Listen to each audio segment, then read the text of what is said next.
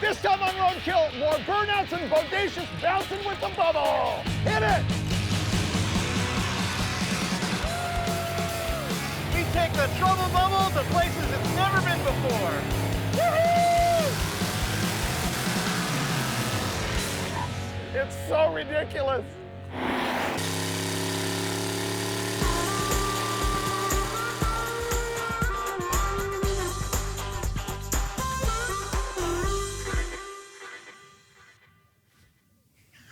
Remember what we're doing, dude. Bubblicious is back with the boogie. Oh, the trouble bubble. I'm so excited about this. We can fix this. Oh, that bodes well for today. I'll fix this because that's unsightly. Especially when you make me drive this down a drag strip with stuff falling off of it. So our plan here is we're gonna drag race the bubble. We're gonna find out how fast it is naturally aspirated. We're gonna throw some nitrous on it and we're gonna hit the road. You've got a plan. What's the plan? We're going to drive off-road to a bar that you can only get to on dirt. And no, it's not the same one we went to in the Jeep Rod. Right, so it's gonna be a mashup of the lowrider off-road meets the flat fender Jeep Rod off-road to the desert bar, and hopefully this one lets us in and we can actually drink. Yeah. The key to all of this is the romping, stomping 4.3 liter V8. Now what's funny is when we had this thing in the Holiday Hoopty Challenge, I had identified it as a 4.3. And a bunch of people on the internet were like, did you catch Freiburger's gaff? A 4.3 is a V6, not a V8. Wrong! Yep, this is a 4.3 liter V8. It's an L99, which is very similar to the Gen 2 small block Chevy that you know as an LT1. It looks just like the bigger engine, but it is in fact a 262 cubic inch 4.3 liter V8. So there you go. Let's talk history of the Bubblicious. This is a 95 Chevy Caprice 9C1 actual cop car. I think it was a cop car and then a taxi cab, and it's got 1 million miles on it. And then it was purchased initially by Motor Trend for the show called Drift This. And those guys fixed up the high rider suspension, made it beef, put a drift brake on it, and put nitrous on the 4.3 liter V8 and drifted the thing around. Now after that, it got absorbed by Roadkill. We did that crazy shootout with all of the stupid cars out in the desert in a ghost town. We painted the thing pink just for Finnegan, and we found out that these high riders are fun. Just like when Mike and I took the lowrider out into the desert and all of a sudden we realized why people build lowriders, we realized why people build cars like this. But I think even those guys don't realize how well they jump. Mike got air in this car, and it was awesome, and we fell in love. And after that, it appeared on the Holiday Hoopty Challenge show, where we actually went back to the same location. We were racing around with a whole bunch of hosts from Motor Trend. And Lucky Costa from Hot Rod Garage got in it for this final race against Faye from All Girls Garage, and he ended up knocking this wheel completely off the car. He drove the wheels off of it. But we got it back home, and Kalen, our tech center guy, looked at it, and it had pulled a stud out of the ball joint, which let that top part of the wheel just flop open. But now it's sort of fixed. The alignment is still a disaster. It's still completely underpowered. It doesn't have nitrous anymore, but we're gonna fix that. Our plan is to take this thing down the drag strip naturally aspirated, then get the nitrous working again, and then hit the road. You don't need this, do you?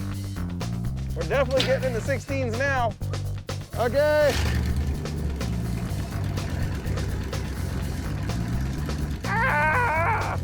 Come on, window, go! Maybe today's the day when it will do a burnout. In water, on a drag strip.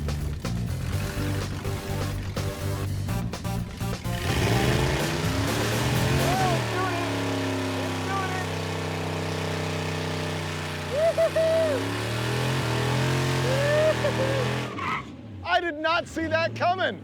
We tried to do burnouts on dirt and it wouldn't. I guess it needed the water in the brake stand. There he goes. Oh, that was great. You realize racing these high rider cars is a real thing. There's some fast ones. That was the inspiration for making this happen, because just you wait, this is gonna be unimpressive. In first gear.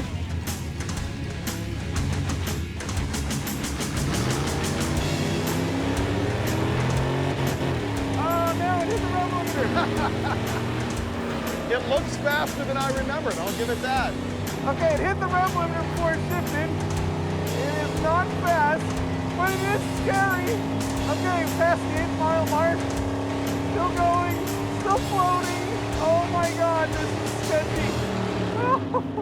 Gently lifting off the throttle and squeezing the brakes. Whoa, whoa, whoa, whoa, whoa, whoa, whoa. Wow, this thing loves to run 1710 at 76 miles an hour. The only downside to that is that you know that Finnegan's gonna want to try and break into the 16s. I wanted him to save that margin so that we looked like even bigger heroes once we modified the thing. But no, he's just gotta lay it all on the table every single time. 1710 at 76 miles an hour. What? Yeah. 1710? Yes. I bounced it off the rev limiter. I know. We're so close to a 16. Remember at Thanksgiving when you were a kid, you always had the wishbone? Yeah. Make a wish. I wish for 16s. Ready? Yeah. Go. You won. We're getting 16s. All right, I'll help you start it again, or try it. It doesn't matter how weak suck your goals are as long as you have some sort of goal. This battery terminal is junk.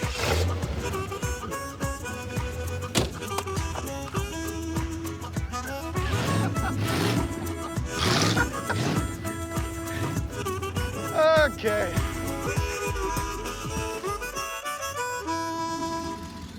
Light them up. The tension is on.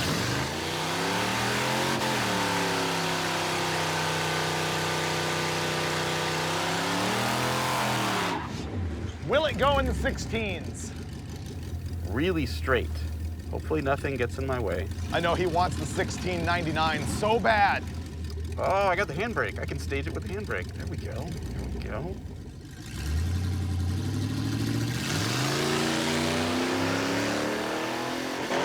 Oh, he's on the rev limiter.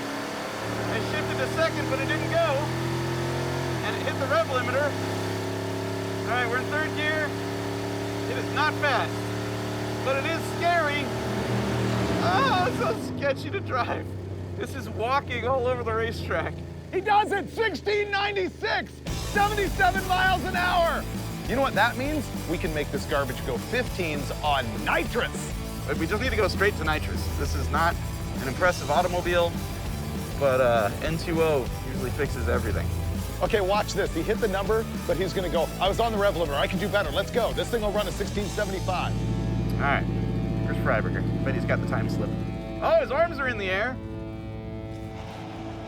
1696, 77 miles an hour. We got to the 16. Woo! Wow. Yeah. And it bounced off the rev limiter again. Bad. Yeah, I put it in second, nothing happened. And then it hit the rev limiter and then it went in second. Yeah, it's like the factory computer lets it hit the rev limiter.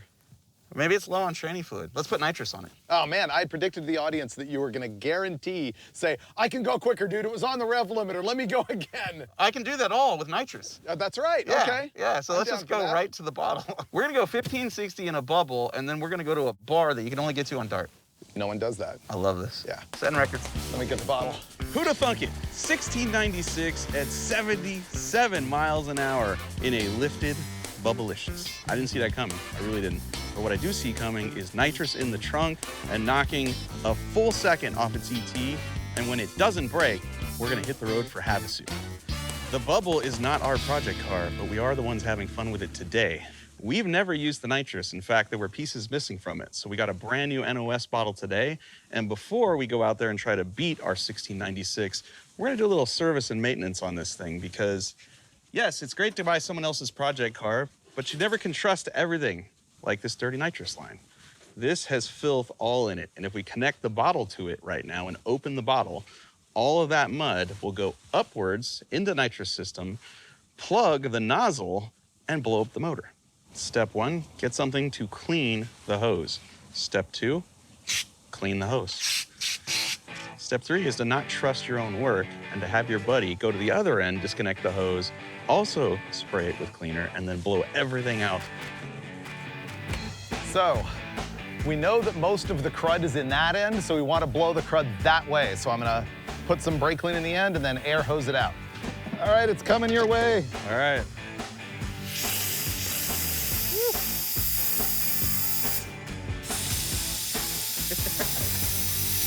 All right, I think we're good. This engine that we're about to blow up is a Gen 2 small block Chevy. They came out in 1992, and I think you might know them better as like the LT1 engine that was in a Firebird or a Camaro or a Corvette. And the LT1 is 5.7 liters. This is an L99, which is 4.3 liters. What makes it a Gen 2 and different from the older small block Chevys is it has reverse cooling. The water pump is driven off the front of the camshaft, so is that OptiSpark ignition. It's got different cylinder heads, different intake bolt pattern. Basically, the only thing that's really the same is like valve covers and rotating assembly. I won't cry when we expire this one, except for that it might put an end to our trip, so I will be unhappy. Anyway, this will be good regardless. Good news, I found the micro switch. Yeah? It wasn't gonna work, but I bent it, now it works. Mike is fixing wiring. I'm gonna install the bottle. This is a Holley Sniper, their low buck line of nitrous stuff. So, you know, when nitrous is in a bottle, it's actually a liquid, and there is a pickup tube that goes in here and goes down to this corner. And so you always want to install the thing in the car right like that, so it grabs all of it. I'm gonna put it in the remnants of this bracket. It's left over from the drift disc guys. There's two different commonly used line sizes. This is an AN-4. More hardcore race stuff uses an AN-6, and you have to make sure that that matches up with this part right here, which is called the bottle nut.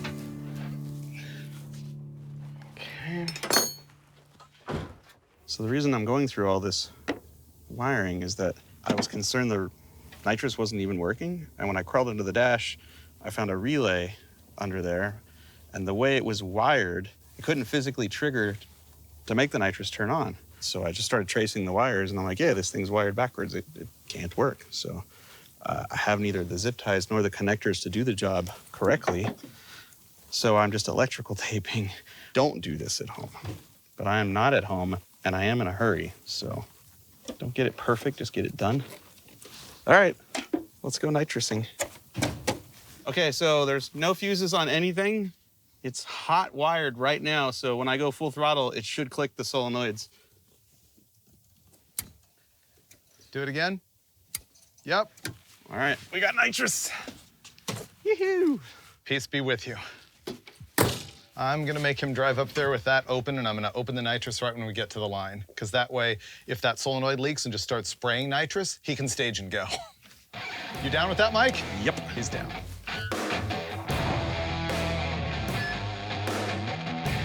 You ready to blow a bubble? I'll have you know, I put the fire chute on, not because I'm afraid of nitrous, I'm just afraid of the wire that's laying on the hot motor that is electrical taped around the battery stud. It'll be great footage if it happens. Oh, man. Fire it up, I'll open the bottle, slam the trunk, and give you the go. Okay. Okay, car, don't hurt me. All right, I opened the bottle and the engine didn't start racing, so we're pretty sure the nitrous solenoid does not leak, so that's good.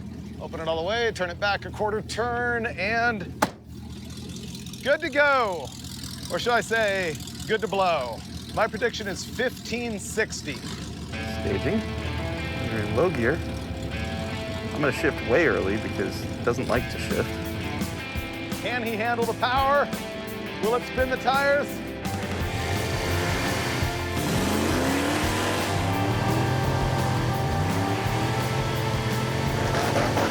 Oh, that hurt. Oh, that hurt too. It doesn't want to shift at all. Oh my goodness. Breaking up at the top end. I don't see any smoke.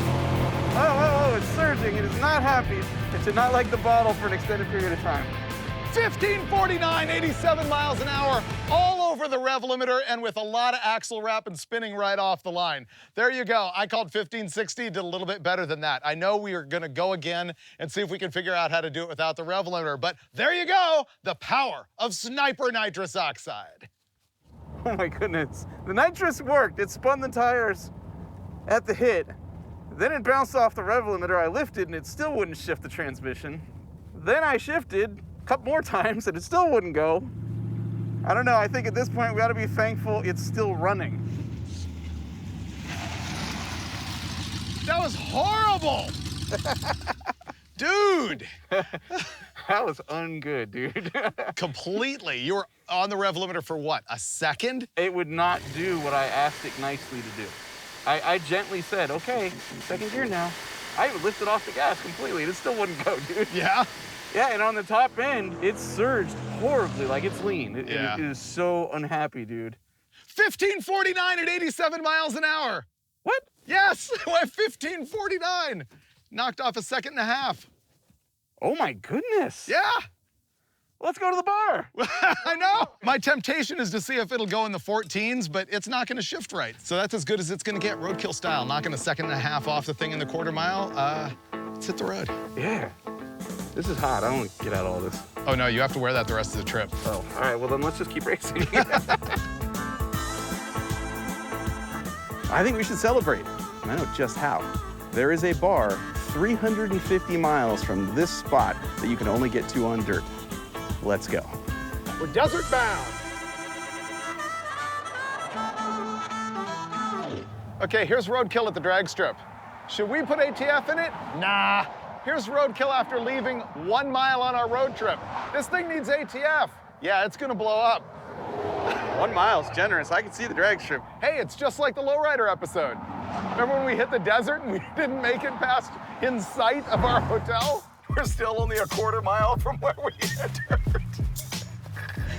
There's where we slept last night, right there.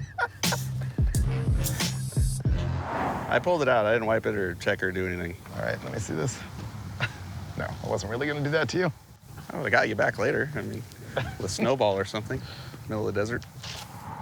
Is that broke off? Yes. In half? Uh-huh. This dipstick is broken off on the end. See that? Did nitrous break our dipstick? Probably.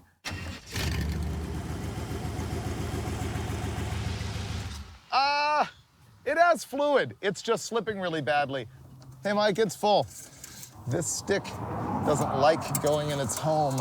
You can do it. Maybe that's because the other piece is still in there. Yeah, it's possible. I've never seen nitrous break a dipstick before. This is new. We're setting records. Wow.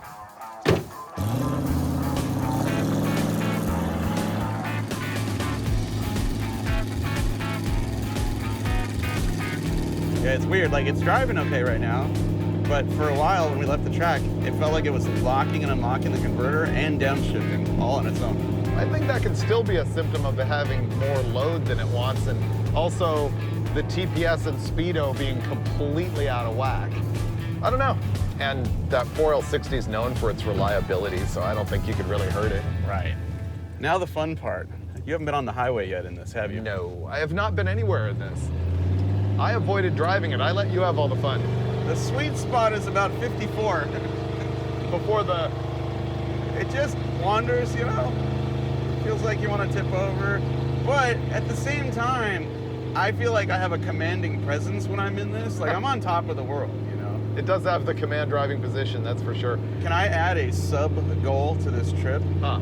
You know, obviously, drive 350, get to Havasu, go to the bar. How about, at some point, you and I get that PlayStation 2 to work. What? And I introduce you to Super Mario Brothers and maybe Excite Bike.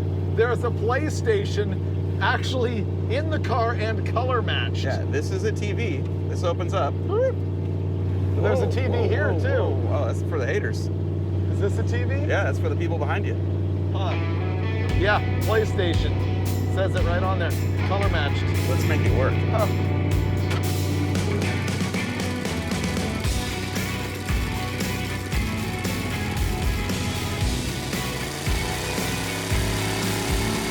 This car rules. Other than the lazy corner light and the defective trim, I see no issue with getting all the way to Lake Havasu City, Arizona tonight. This thing is posh. Dude. We got air conditioning, we got air freshener. Mm-hmm. Feel like driving? I'm gonna drive it for the very first time ever. I mean, aside from like just moving it around. You're gonna love it. It's gonna change your world. You're gonna go F-bomb. Don't need that pile. Matter of fact, what are these wheels?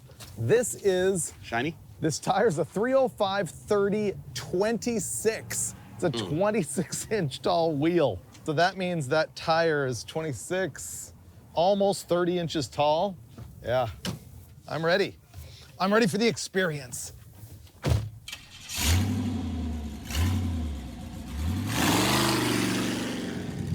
I'm high riding. Yeah, man. Welcome. right here. Oh, yeah. Rip it and lock them up. I find that if you pump it a couple times, then when you use it, it works. You go better. 1, 2, 3, then bam! Yeah, Bam! works good. There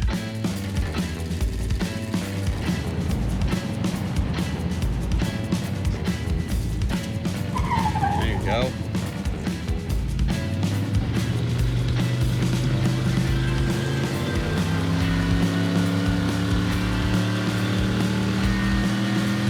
That seems like it's building a lot of transmission heat. Don't break the transmission. This is not your typical roadkill car. It really isn't bad. Power window. It's downright comfy. Yeah, seat is comfy. The view is incredible. I feel like I'm on top of the world here. So we're gonna go this way for a while, and then we're gonna turn right.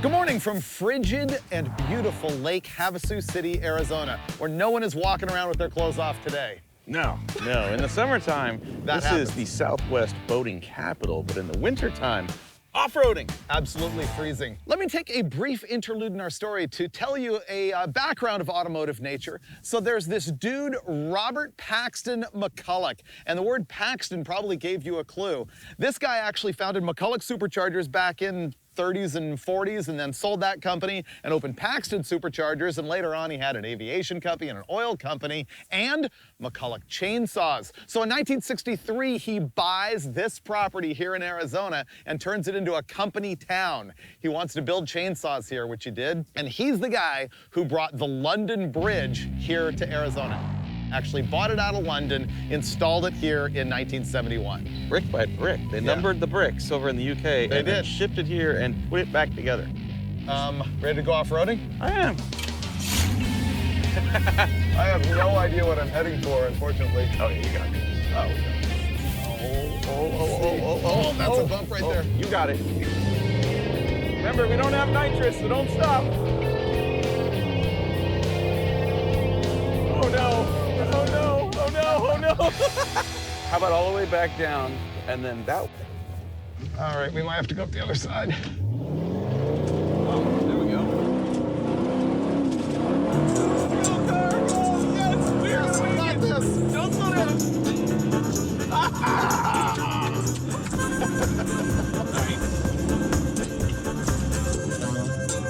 Whoa. I can't see a thing. Oh, it's the bump at the bottom that kills you. Go, okay, now.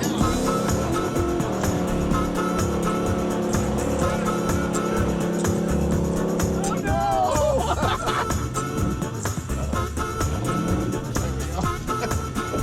Okay, I have determination now. Yeah.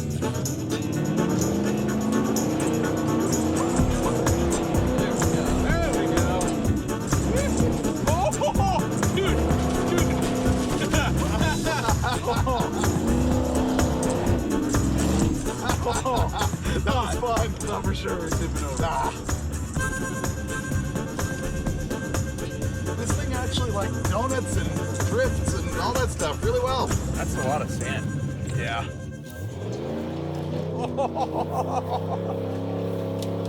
Oh boy. Yeah. Because, you know, bar.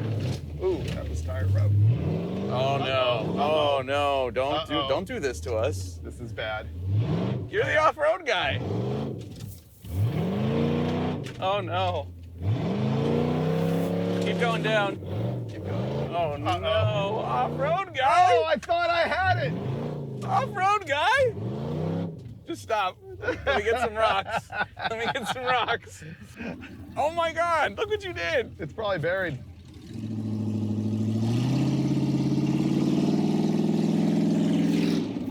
Okay, I got an idea. Straighten the wheel, a little more that way. Okay, go forward and then rock back and I'll push and maybe we can get it up this little bump here. Okay, we got further. Do it again.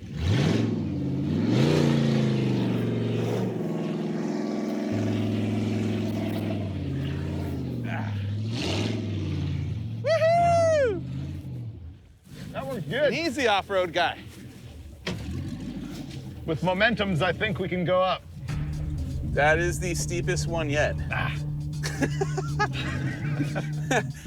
don't know about this one. No, you're right, it's too soft. I'll try the one next to it. That one there. Oh, yeah. There we go, there we go. Go, car. Come on, come on. We're free. Nice work. Yeah, the rockier soil definitely helps. All right, I think it's probably time to cut our losses, go get some wheels and tires for when I blow one of these and hit the bar. Yeah. Works Whoa. good. Oh, bumps.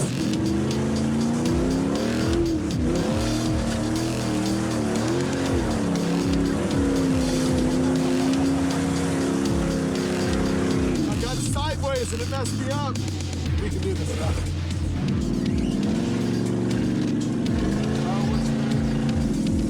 Good. This is okay. Oh, no, Dave. We're screwed. No, Dave. If you get out to that, I think you can get a running start at this. I'll try that. Yeah, Dave, this is all nice and hard. There you go. There you go.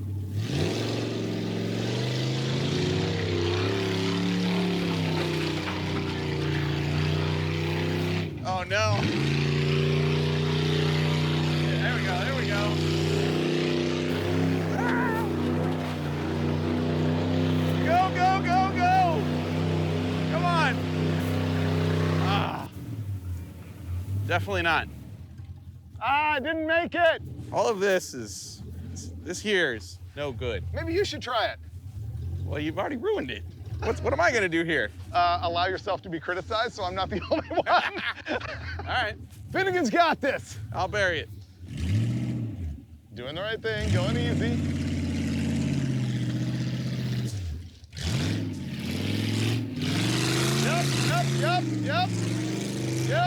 Yep. Oh, lifted at the wrong moment. He lifted at the wrong moment again. Man, it feels good to be criticizing instead of driving. The wheel's kind of stuck on a bush. All right, let's dig and figure out why it won't steer. Or there's Jeep guy right there. If Jeep guy could pull us to here. Can you give us a yank? If we'll go back just a few frames in video, you'll see me saying something like, hey, let's cut our losses and just take off, go to the junkyard, and then hit the desert bar.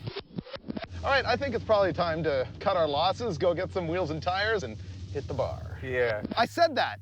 And then Video Alex, who is shooting me right now, who has no guilt whatsoever, no contrition, he realized he did not roll the GoPro underneath the car so that we could get action of the tire spinning and stuff. So they're like, hey guys, one more time. So we came down here on our own slop and drove around and made a big disaster. I got stuck, Finnegan got stuck. Fortunately, CJ7 guy here showed up and is gonna give us a yank so we can get out of here and actually continue with the show. All right, perfect.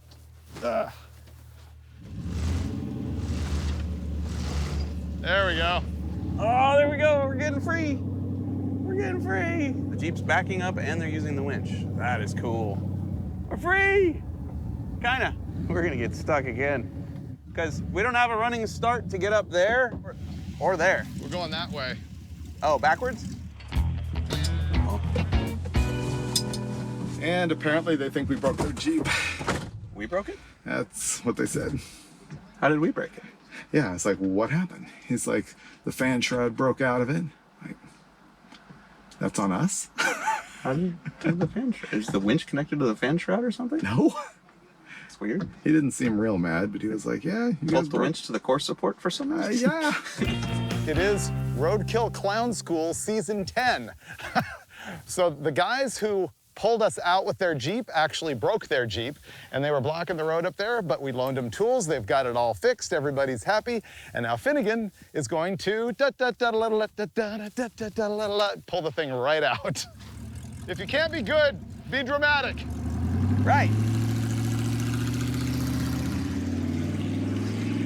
Oh, that did not work. I think you can just pull right forward and go right back where you were. But when I get down there, can I go around and go out? Sure. All right.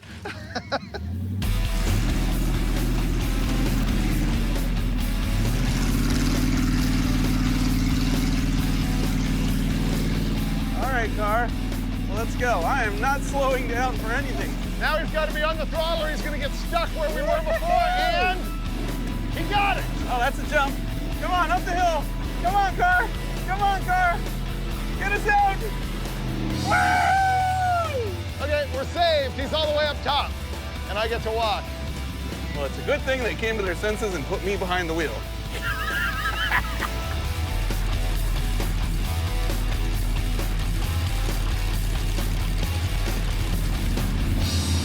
Can I blame you for getting stuck and not letting us get to the junkyard, or is it me getting stuck that did that?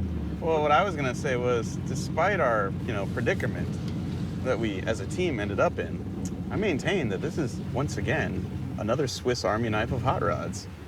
Ground clearance means off-roading. Yeah. Wide contact patch, nitrous in the trunk, goes good at the drag strip. No, the big deal to me is that I've never actually driven a car with a drift brake and drifted with it. I really want to learn how to do that. When I drive like that, I feel like I'm in a monster truck. Oh, yeah. Romp on it around the corner. Oh, boy. There you go. It works. Retired people here, be careful.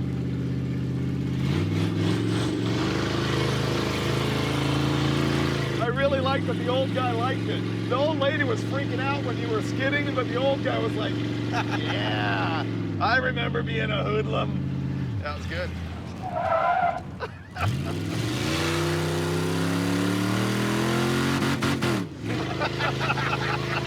You know what? I'm beginning to think that's just part of the experience. It's just what you do.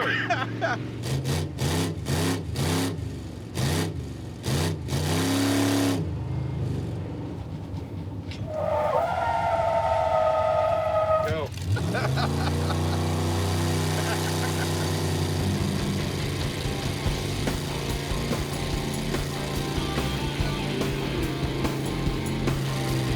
Can we test out the drift brake? Yeah.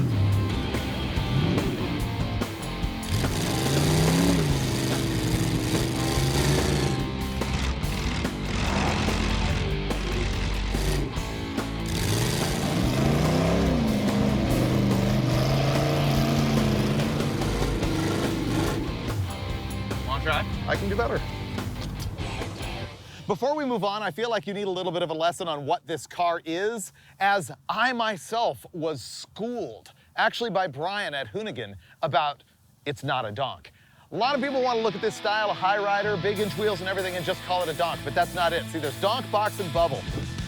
It's all about the Caprice and the Impala, the full-size Chevys. First up is the donk. That's 1971 to 1976. That body style is a badonkadonk. It's got a big butt.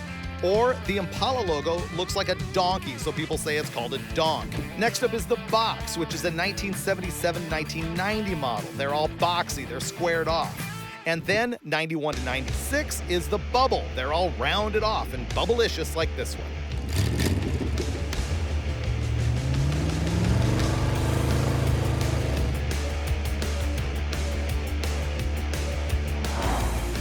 There you go, yeah.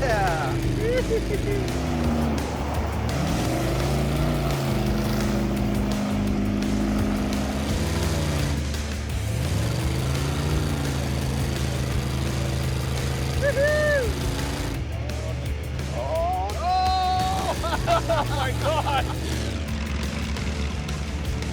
Okay, it's tippier than I thought that it might be. All right, let's go to the desert bar before we die. Okay, great idea.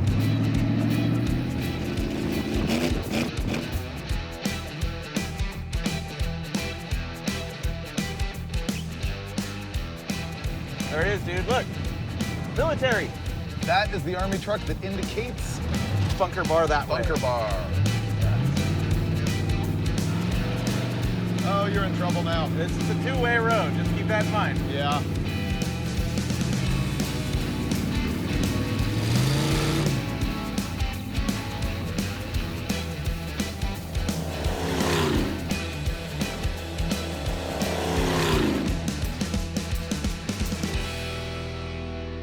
I can tell you're dying to drive.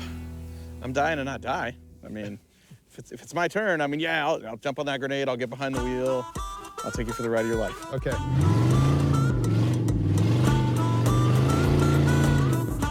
Ooh, this is gonna be way cooler. Oh yeah! This is rough, dude. I know. We wanted it. We got it. Oh, some actual four-wheeling. Whoa. Oh! Whoa!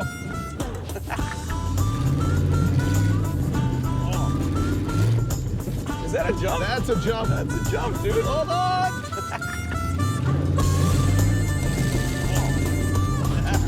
I love this car.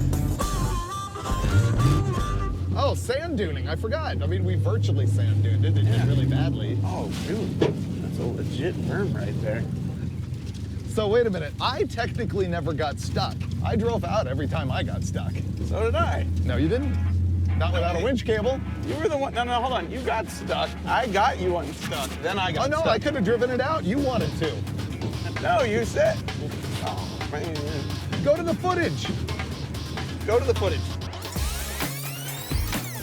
No, Dave. We're screwed. No, Dave. Maybe you should try it. Well, you've already ruined it. What am I gonna do here? Allow yourself to be criticized so I'm not the only one. All right. Master off-roader Freiburger got stuck. Well, you were giving me all sorts of tips, and I was like, okay, well, if you want to handle this, just get right in. I handled it right out of one stuck into another one. Oh, here comes the whoop section. Yeah.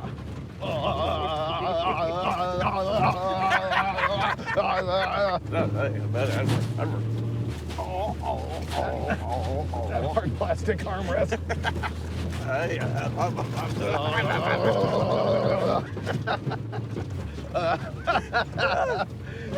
Sorry, I'm coasting. I don't even have my foot on the gas, dude. This thing is not a whoop-de-doo, it's a whoop-de-don't. I think we can get up this hill. We? I feel great about I this. kind of want to watch. Oh, that's... Oh, oh.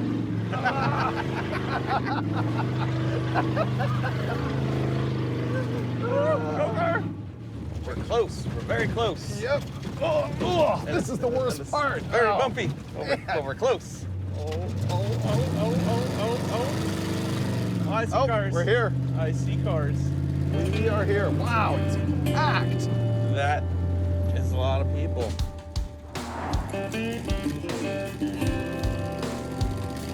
Whoa, this is cool.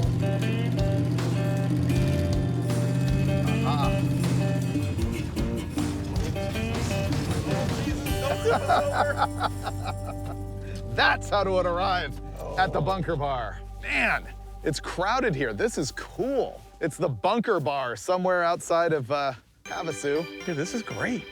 I don't feel like our car blends here. We made it to the bunker bar outside of Lake Havasu, Arizona, with a lot less drama than when we tried something similar with the Jeep Rod so many years ago. But you know what? I'm gonna break out the cliche about the whole journey versus destination thing and point out that this whole thing was like a roadkill life lesson. And the big one is that every time we get into a car that is outside of our normal build style, we end up having an absolute blast with new discoveries and new ways to use these things. See, I don't care if you call this car a donk or a bubble or a high rider or a big wheel. I can tell you that we love the thing, using it in absurd ways, drifting, blasting it off-road, having fun with it on the street. Well, all of that is the key to this whole lifestyle that we call roadkill. Oh! We should get another one of these so we can both drive and have double bubble. Oh!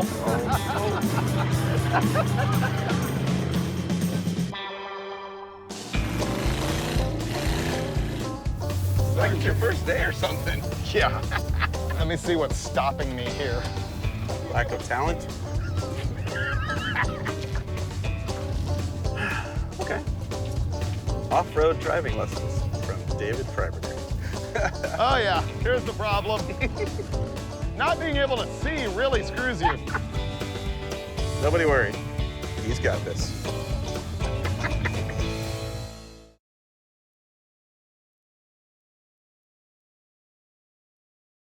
This time on Roadkill, the muscle truck lives again. And we got twin turbos on the muscle boat, and we are running it till the rods fall out.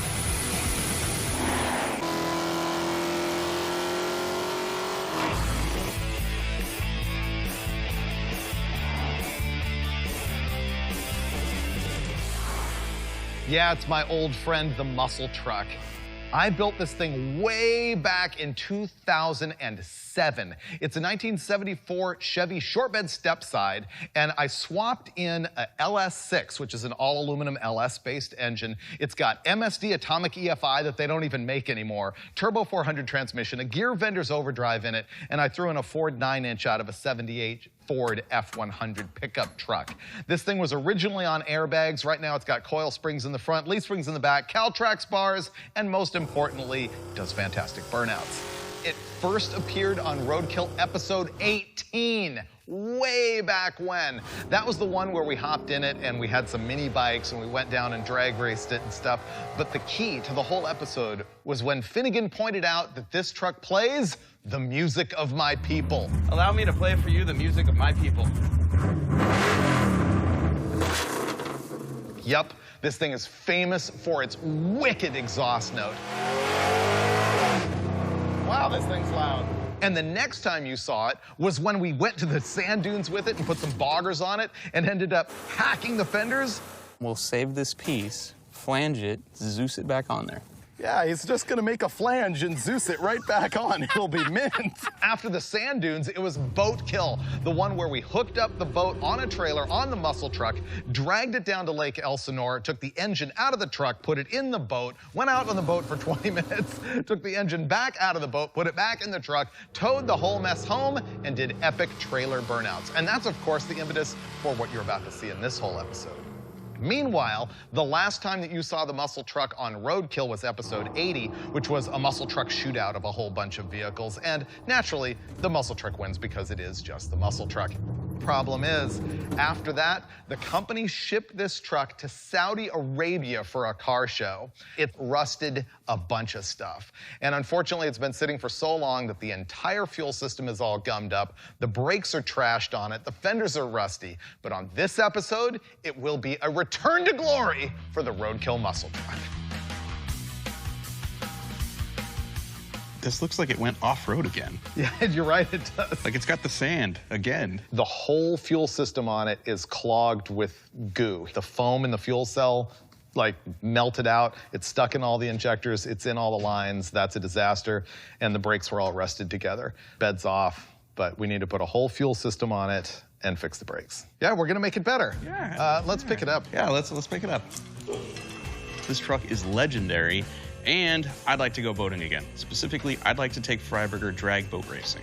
And the last time we did any kind of boating was with this truck, and it was with my cousin's boat. So we're getting the band back together. We are going to hitch up the Renegade Rogers jet boat to the muscle truck, tow it to a racetrack in Arizona, then turbo the boat right there in the pits and try to qualify for the race and, of course, win, because we're all about winning. So, first things first, fix everything that's wrong with the truck before we can tow that boat anywhere. This is testimony to my master zip tie skills. This has been on here for years and on multiple continents. We need to get every fuel line out of the thing. Entire nitrous line, gone.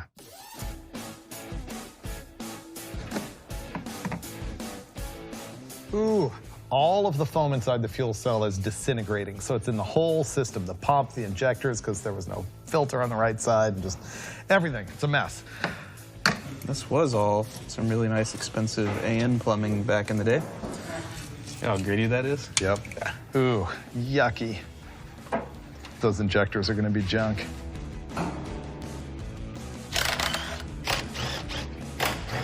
Where'd all this dirt come from? Climax? Yeah. I said that just hoping that the editor would pull a flashback of some epic dirt action. Saudi Arabia?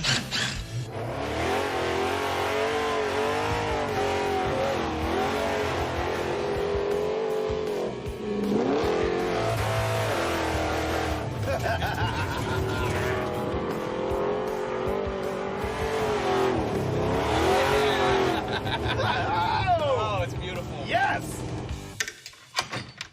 Okay, that is free. There we go.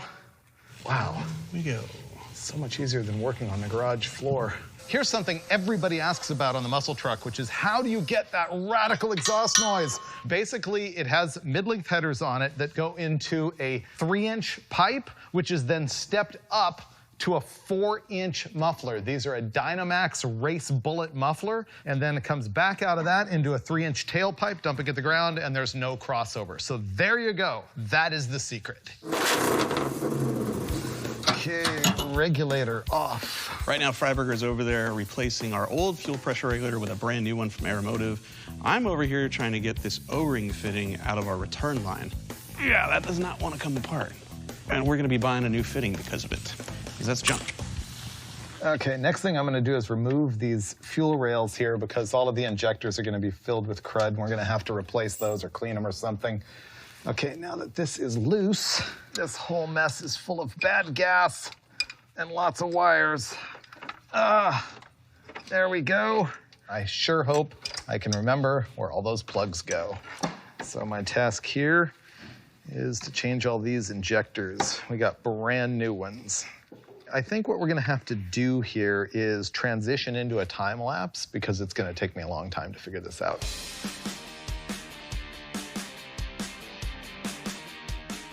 And I think I got this half ready to go. All of this junk goes over there. The good news is if it doesn't work out at all on the way there, we've got a perfectly good parts motor in the drag boat. Just swap it all out? Yeah. What makes you think we're leaving here? I may have gotten everything back together. All we need now is a fuel crossover back here. And I think the upfront part of the job is done. We still have to mount that new fuel cell in the back and run all the lines and everything. But the hard part is me getting back out from under here. Ugh, season 10. Too many miles. Too many miles. Ow. Maybe put this on before you make it really high. 300 or 400 more pumps, we'll be there. Man, I feel lazy not doing this on my back. I mean, I can quit at any time if you're ready. Go. We got it on 2. Got it. Handled. That was remarkably easy. There was so much crud in our old tank that it just wasn't practical to clean it out. And so we got a new fuel cell that had the same pattern. It unfortunately has a different fill tube and different pickup and vent location. So I don't know if it's going to clear the bed or not, but at least we got it into the frame. So that's a start. See that? That is a fuel system for a Freedom machine. This is going to go right here, but only after I mount this right there. And then Freiburg can make a bunch of fuel lines and stuff, and it'll be awesome.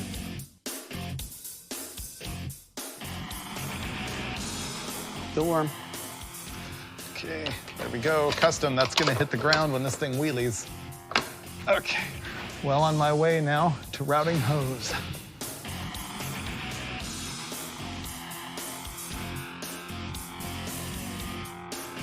I have replumbed this entire truck. I counted it up and I have done 12 hose ends on here, plus a bunch of other fittings and stuff. And so some of them are actually mismatched brands on the hose in the end and they didn't go together well. So I am not guaranteeing that they will not leak, but we're about to pour gas in it and turn on the electric fuel pump and find out. Which reminds me, I may have also screwed up all the electrical connections putting the EFI back on this thing. Okay, she's electrified. Who's ready to find the leaks? Pump is pumping.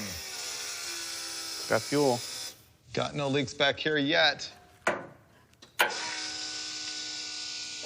It also sounds like it hasn't picked up yet. There, it's starting to. There we go. I'm good back here. How about you? Yeah, we're good. I can't even believe it. I didn't fail. There's not a single fuel leak. Next thing we have to find out is if all the EFI works and all that junk. So we got Kalen in the cab. We're out here ready for the joy. Fire it up. Fuel pump. Whoa! My God. Woo! Nice. We get to leave today. I wonder if that has oil pressure and stuff. It's not even smoking. Wow, not bad. No oil pressure. Well, there's that. Mike, find out if I have that plugged in.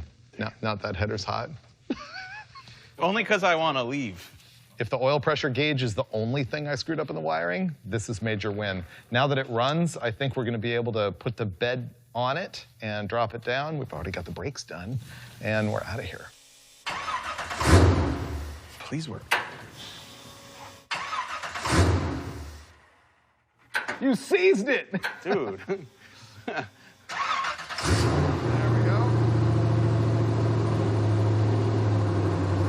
We're good. We got oil? Yeah. Cool. All right, we have oil pressure. Magic fingers. Whew. I'll take the credit for that. Yeah. I like the muscle truck again. Can we put the bed on and then leave? There's a large body of water with your name on it. I don't know if you could call Lake Smellsmore actual water. I'll still boat there. I'm just not swimming in it. Like, if the Renegade was on fire, I wouldn't jump in the lake. All right, let's put the bed on.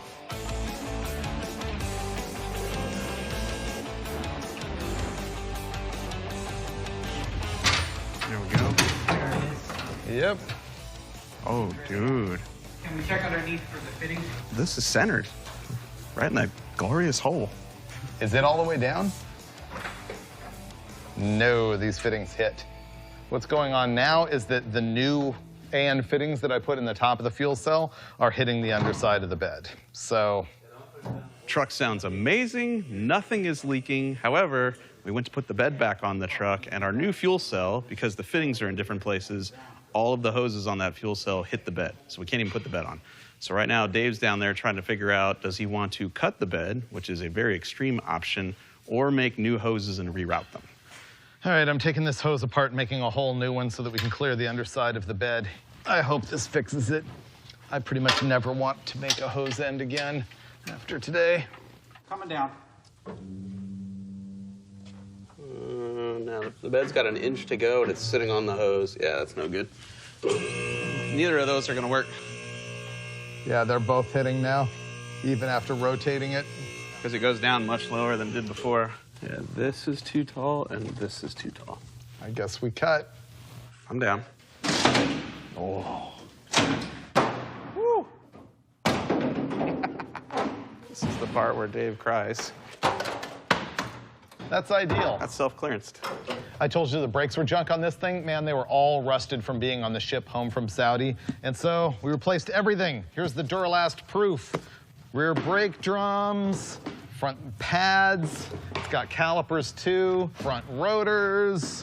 Okay, those guys bolted the bed down. Kalen made this piece of wood so that I can affix that here and our luggage won't fly out. So once I'm done with that, I think we're ready to hit the road, or at least try to hit the road.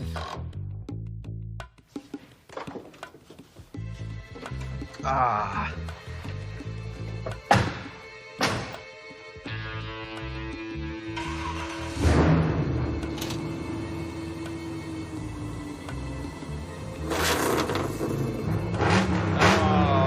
The music of my people. There you go. Let's go. That's what I was waiting for.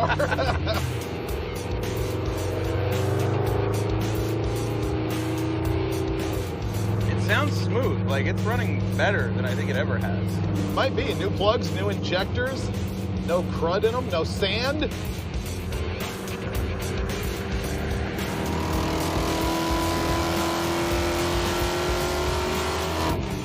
I feel obligated to do a burnout in the muscle truck. Give the people what they want.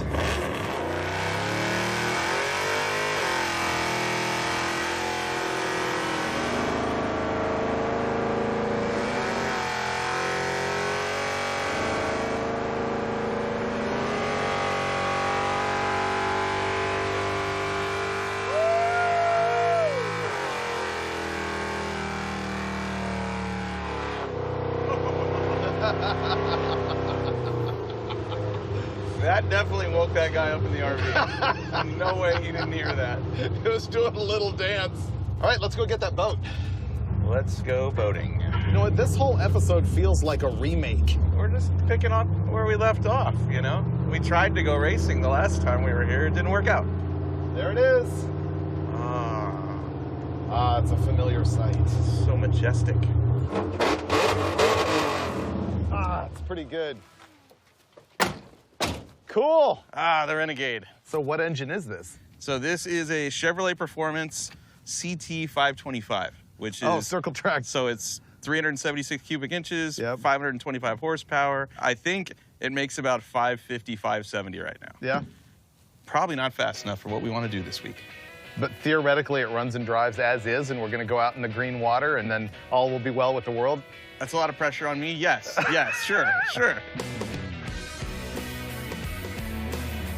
All right, we're going to go drop this junk in the water, see if it floats.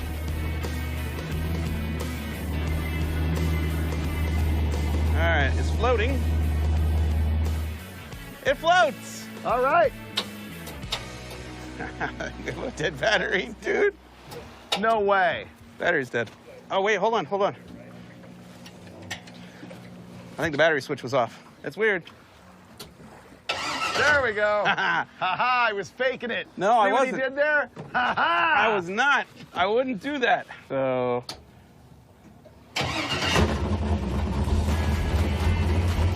This episode's going absurdly well. It makes no sense. Okay. You gonna disconnect?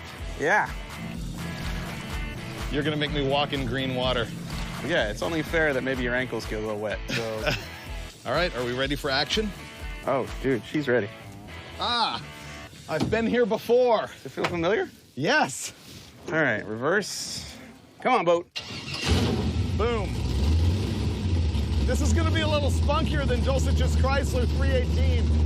What? Yeah. Ah, all that's missing now is a cooler full of beer and the ladies. I feel I should be wearing this. Uh-oh. Did you put gas in it? Did you turn on the electric fuel pump? Yeah, the switches are up. Is that...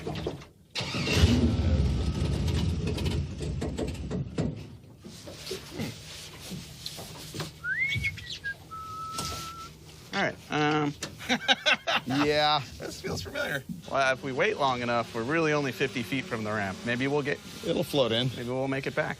Hit the squirter, see if you feel any fuel. Yes, it has fuel. Oh, is the throttle linkage hooked up? No. That could be a thing. The gas pedal's not hooked up to the carburetors. Can we make that happen? Yeah, you know who did that? You. Me, because I disconnected it to try to figure out linkage for later on for the turbos. Oh, you're right. There's absolutely nothing here. Yeah. I'm like, I don't know, man. I'm giving it a lot of gas. Nothing's happening up here. Can you by hand? Yeah. Put the bolt through it. There we go. We got this. We're good at this.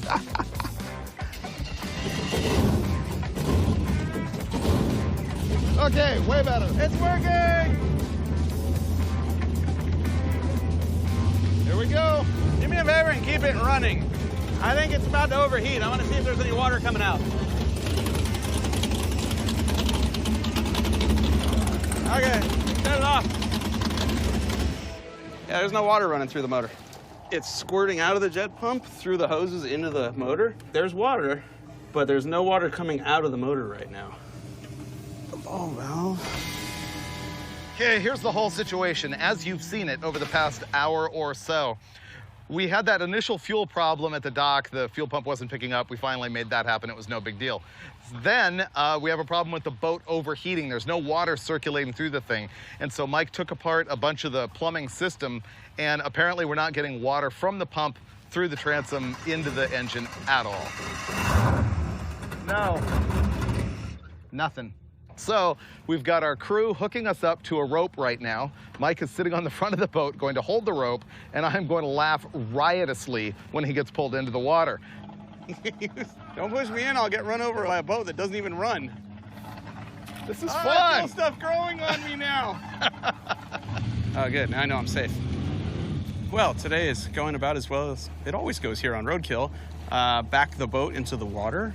Miraculously, it did not leak, but then we drove the boat that way out of the no wake zone, and I noticed the engine was getting really hot. It was overheating. So while we were out on the water, we borrowed some tools, disassembled the front end of the cooling system, and realized that when we fired the engine up, there was no water coming out. So no water from the jet drive going to the engine. That's bad. That engine is directly coupled to this jet drive. So anytime that engine is spinning like this, the impeller inside this jet drive is also spinning like this. And because It's connected to a shaft, and a hole in the bottom of the boat is actually sucking water out of the lake through the bottom of the boat here and squeezing it out the back of the jet drive, and that's what propels the boat forward. It also provides cooling water to the engine. There's no water pump on the engine. It's also forcing water out of this hole here, through this hose, into the boat, to the front of the motor. Although the boat moves forward and the jet drive we know is spinning, there's no water going to the engine. So I'm gonna take this hose off right now and see if maybe it's clogged up or something. Oh, that's not good. All right, there's no obstruction there.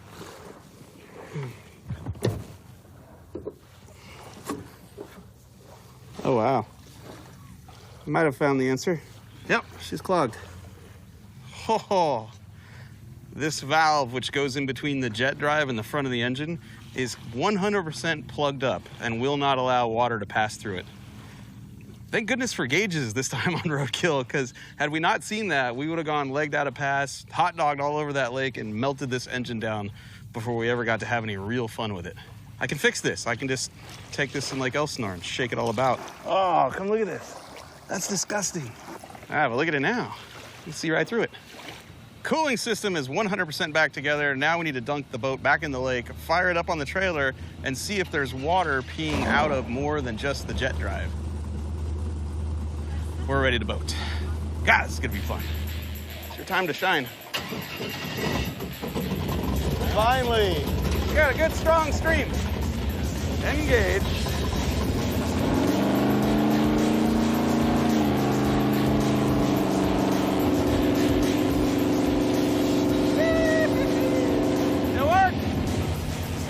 All good.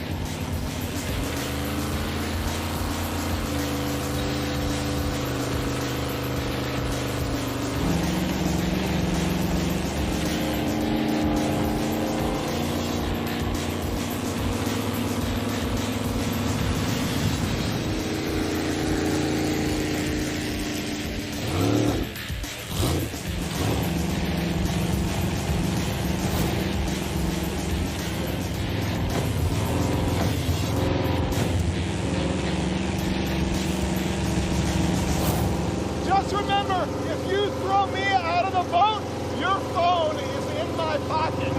Just so you know.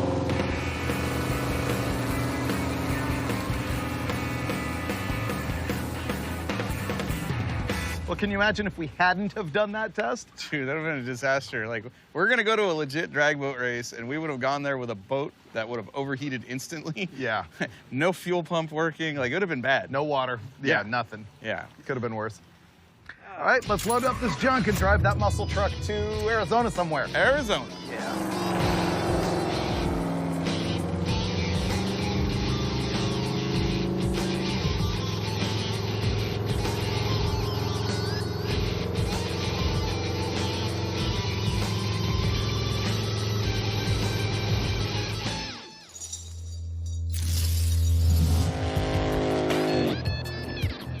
The muscle truck made it with boat attached. We're here at the Arizona Drag Boat Association event, their spring event at Hidden Lake, which is around Buckeye, Arizona, which is around Phoenix, which is around 90-something degrees. Look at this. This is clean water. This isn't Elsinore.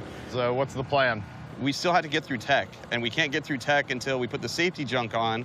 We can't put the safety junk on until the turbos are on. Logic. Yeah. So all day long today, we're gonna be wrenching while boats are going by really fast. It's a lot like car racing, but way crazier. All these people here are nutty enough to basically bolt high horsepower to a surfboard. They're gonna hold onto a rope. That guy in the middle is gonna ask them if they're ready, and when they're ready, they'll give thumbs up, they'll start their motors. There's an amber bulb 125 feet in front of them that's gonna flash for 30 seconds. You're warming your motor up then, right? Then it goes solid and a clock counts down from 20, and essentially, while holding onto a rope with no brakes and adjusting for the wind and whatever else is going on, you pick a number and leave and get a running start at the beams that are about 125 feet in front of you, and you try to cross exactly when the clock goes 0. So basically it's like asphalt roll racing, except for the track is moving around underneath you. Yes. I don't think you guys yet realize how much work we have ahead of us in order to put twin turbos on the LS motor in the boat and convert it to EFI at the same time and make all of that junk work. I would just want to see a pair go down, and then we can go wrench. Okay.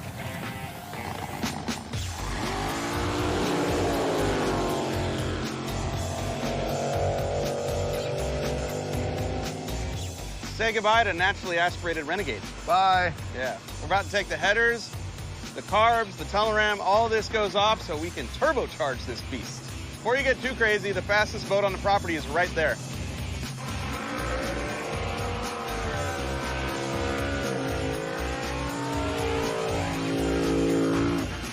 .533, 176. Phew. It just doesn't look that fast. I don't know why. That's because it's not a Renegade, I mean. That's why. Yeah.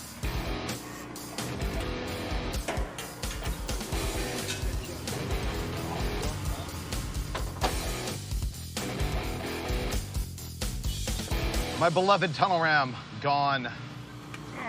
We're just gonna swap it for an even cooler tunnel ram. We're gonna make big horsepower here. We are going to swap our current Holley High Ram tunnel ram for this Holley High Ram, which has a shearer fab intercooler sandwiched between the top and the bottom half. They're good for like 1,800 horsepower. They will control your air inlet temp with water.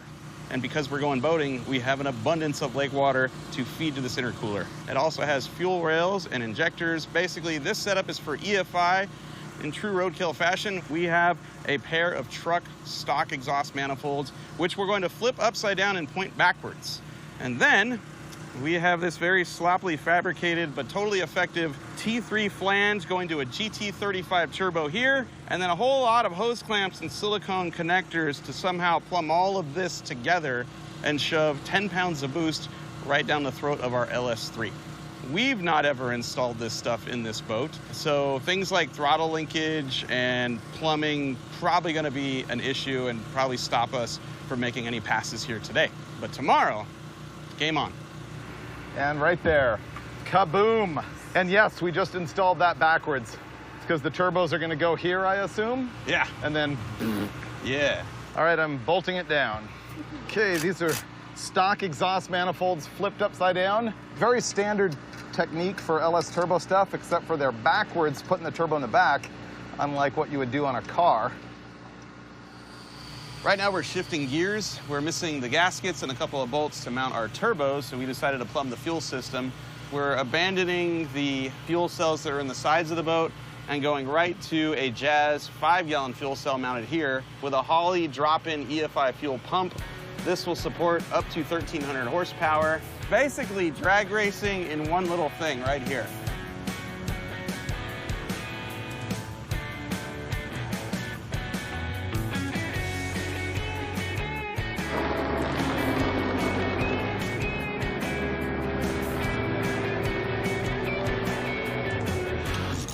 We don't have gaskets, so we're just gonna use the copper here and cross our fingers.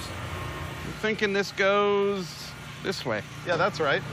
Let's put both of them on, and before we lock them down, we'll put this in the middle, and then... Okay. Okay. It's gonna go here. We'll go here. That is tight. I think it's gonna work. I like it. Here's what I'm working on. See these connectors that go onto the injectors? So there's 8 of them. Well, normally they've got that little bail on them that connects to the little ear and you press on them to get them out. Well, the problem is that bail is fully in place and I stick it on there and pop, it just comes right off. And so what I'm doing so it doesn't pop off on Mike in the middle of a race is zip tie magic. I've got one around the base of the injector. I've got another one up here around the connector and a third holding those two together. And so, Bamarooney, you cannot get that to fall apart. Well, Finnegan might be able to, depending on how far he flies the boat. But in normal circumstances, that'll be just fine. Looky, looky, 2 turbos, 1 intake. We are trucking right along. Currently, Freiburger is cleaning out every fuel line we made earlier today. I'm about to jump on the wiring. We might not be able to fire the motor tonight, so we've got all day tomorrow to get it running, get me in the boat, get me licensed, and then make a qualifying pass. So I feel good. I feel good. We're gonna make it.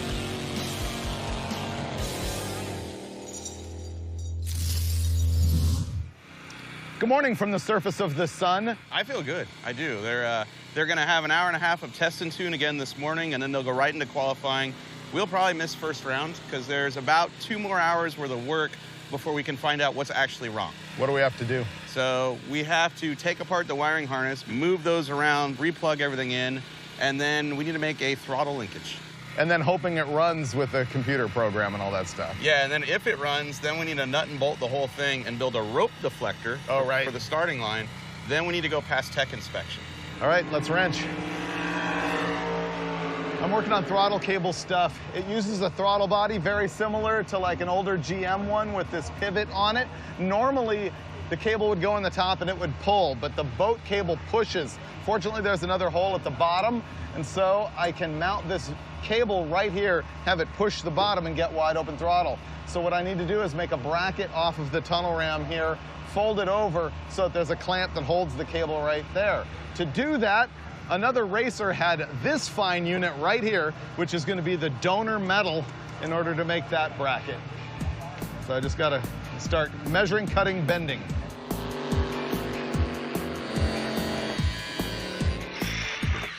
Here's the next step in the throttle bracket. I need to put a 90-degree bend in it.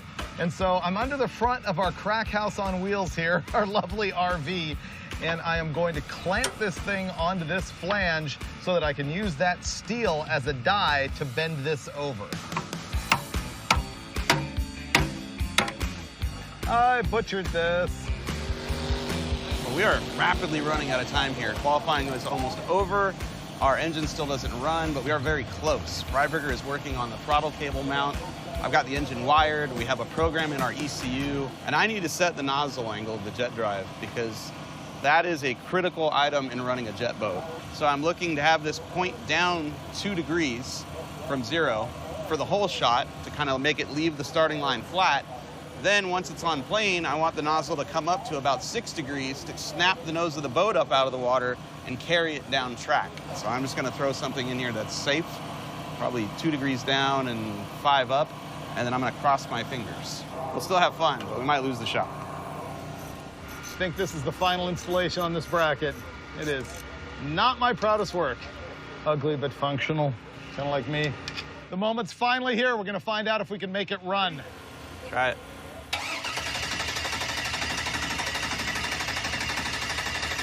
Okay, come on. It has fuel. Try it again. Okay. We never set the TPS. Nah, I did it when you weren't here. Okay. Go ahead and cycle it on and off. Off. Okay. On. Go ahead.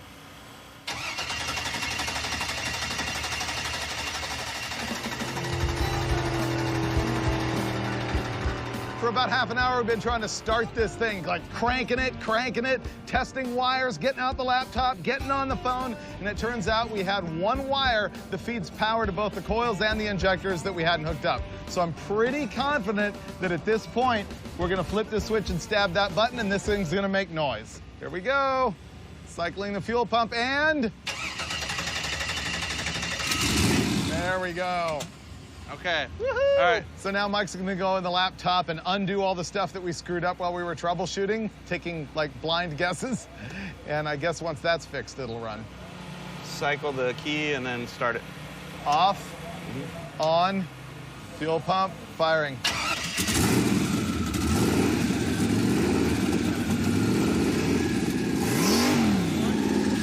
So let's do rope deflector. We'll get a warm-up bucket hooked up to it. Okay. And then try to get it teched. They're willing to let us hot lap twice today if we can hurry in the next hour. Okay. Which is awesome. Look, it runs. It doesn't run good, but it runs. This is it. Be safe, have fun, go fast. Let's go. This boat is filthy. This turbo setup is cobbled together with a lot of junk and some really nice stuff. We haven't tested nothing. Qualifying just ended, but they're gonna let me go anyway. I hope it works. Woo. This is it. What Finnegan claimed he's gonna do is do a half-track pass on the very first one here, and they're actually gonna let him just unload out of the big end and drive the trailer right back and drop him in and let him go a second time. So we really appreciate Arizona Drag Boat Association accommodating us in normal roadkill fashion. We pulled strings to be able to run at the very, very, very last second after the rest of the meet was shut down. All right, baby, start.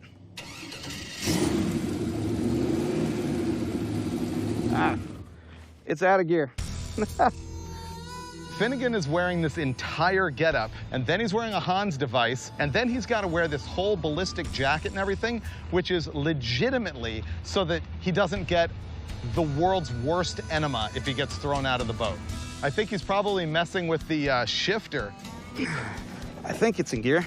What he has to do is get that handle so that it will have a nice neutral so that it's not tugging against him at the rope. There we go. All right, I'm idling up to the rope, which is what you hold on to in a drag boat race to start the race because you got no brakes. I'm gonna start it, and then I got 30 seconds to warm it up. Let's see what it does. All right, boat's floating. The water's really calm right now. Like if you're gonna turbo your boat in the pits and drive it for the first time, these are the conditions you want. Okay, here we go.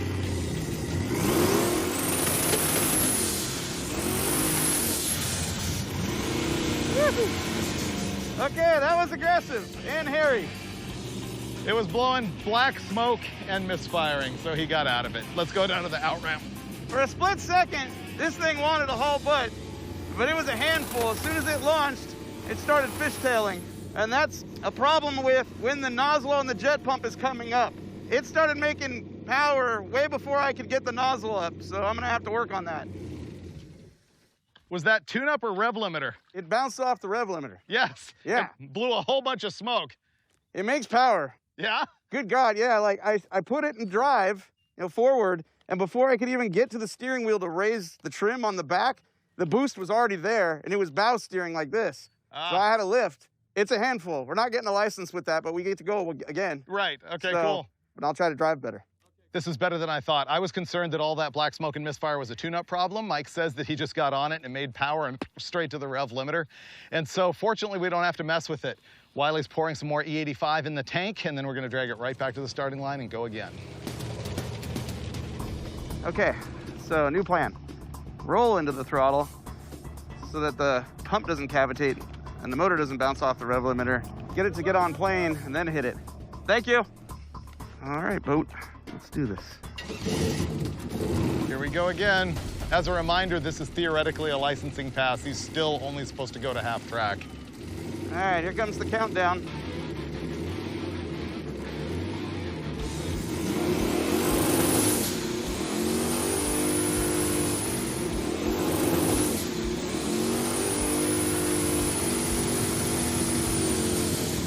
I don't know anything about drag boat racing. That looked like it was a little bit squirrely to me, but let's go talk to him.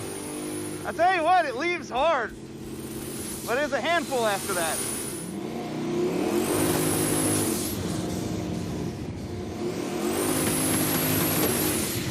All right, we did it. We turboed this boat in the pits. Now we need to somehow tune it. What'd you learn now? It's lean. Yeah? Yeah, the popping wasn't the rev limiter. It's lean. It's like the Rotson. For a split second, you're like, hold on. Yeah. And then bang, bang, bang, bang. Let's get beers and stare at a laptop. Beers is a good idea right now. Yeah. Well, Mike was able to drive the boat around on the lake just a little bit after that pass and confirmed that all that misfire is, in fact, a tune-up problem. And so his suggestion was go drink way too much beer and get on the computer and try and solve it. I'll see you tomorrow morning.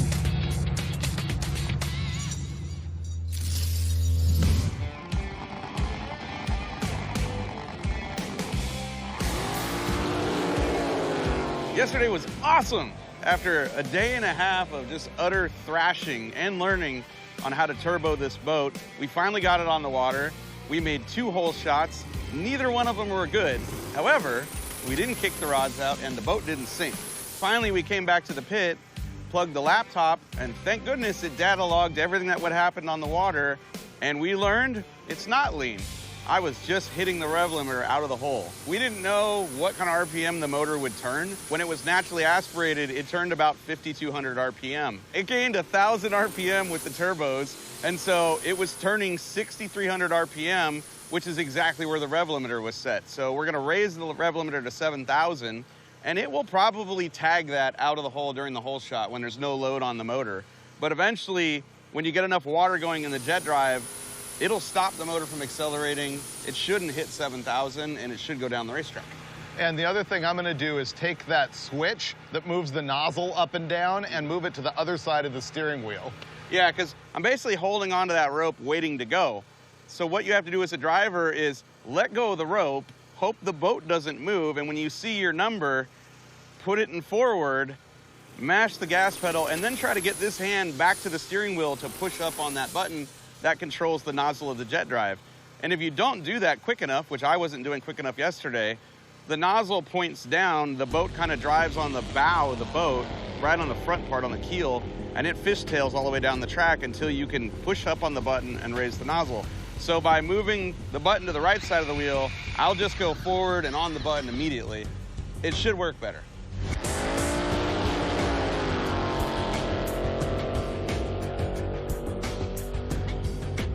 Didn't take much to get the boat prepped, and they've opened it up for 2 hours of test and tune this morning. I thought we were gonna go straight into racing, so this is good for Finn. Woohoo! Let's go boating.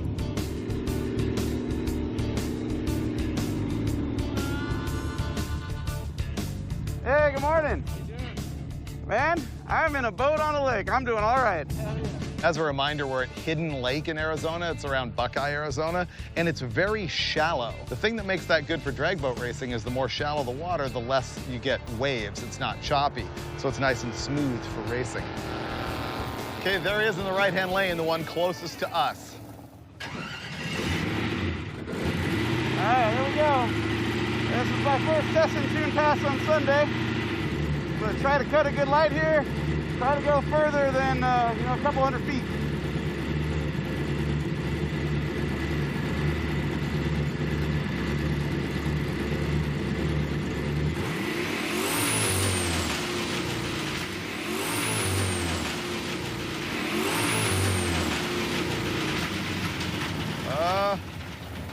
That did not run well.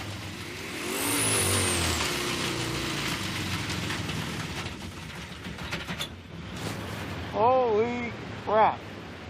Oh my God, I think it just kicked the rods out of this engine. There is oil everywhere.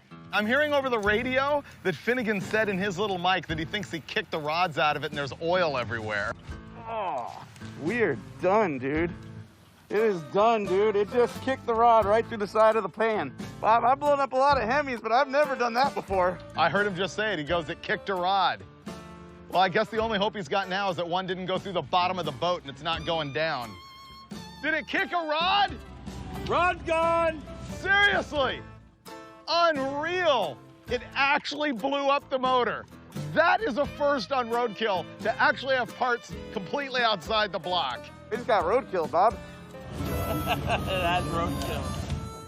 It didn't sound right when it was idling, and I'm like, maybe I'm just hearing things. I just blew up Cousin Randy's motor in his boat. I did not see that coming. Well, you want the good news or the bad news?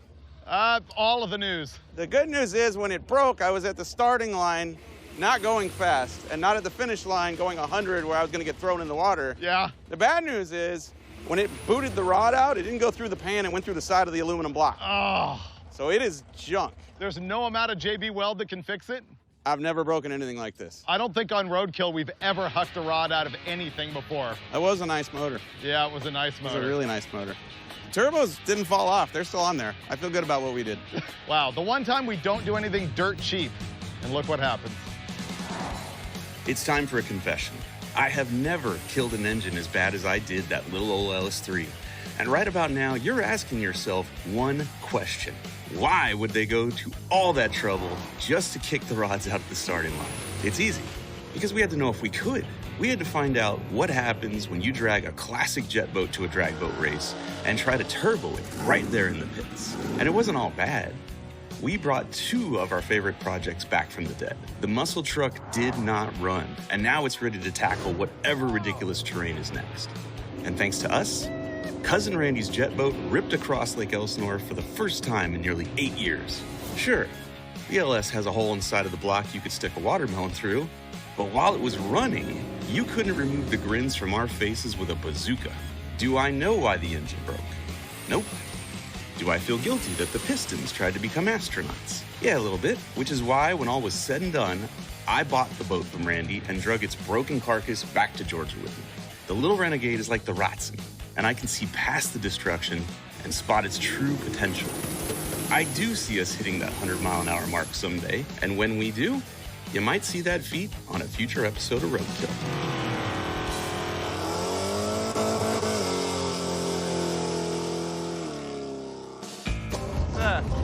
And do a little spring cleaning.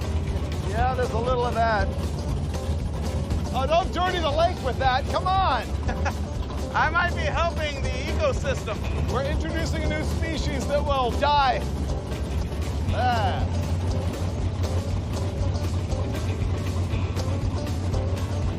Whoa. I don't know what that was, but it was floating, and at one point it was alive, but it isn't now.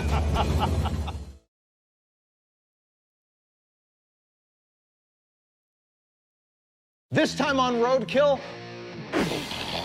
the Disgusting is back and doing burnouts, and we're finally doing it.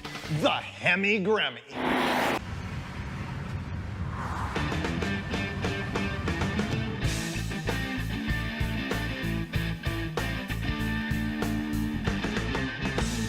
I was gonna say pigs are flying, hell is frozen, but we haven't actually accomplished it yet. Yeah, don't get cocky. I mean, we're here, but we haven't done anything. No, and we can change our minds once again on the Hemi Grammy.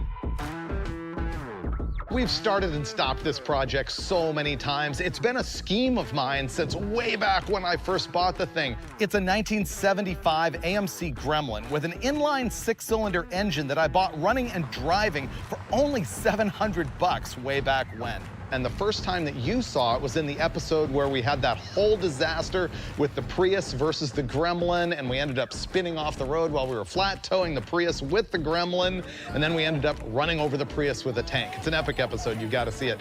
And then the Gremlin was in episode 25 of Roadkill, which really tells you how long we've had this thing. The Hemi Grammy, one of those cars you got to build because you got the name, you got the Grammy, and you got the Hemi, which is a genuine 426 Gen 2 Hemi, by the way. So when we first decided to build the thing, Mike and I shot a couple of scenes right here in the tech center where we began to do it and then abandoned it because it was way too much work. This does not fit. It does, but it fits rhymes. Between the shock towers. I've done it. This does not fit.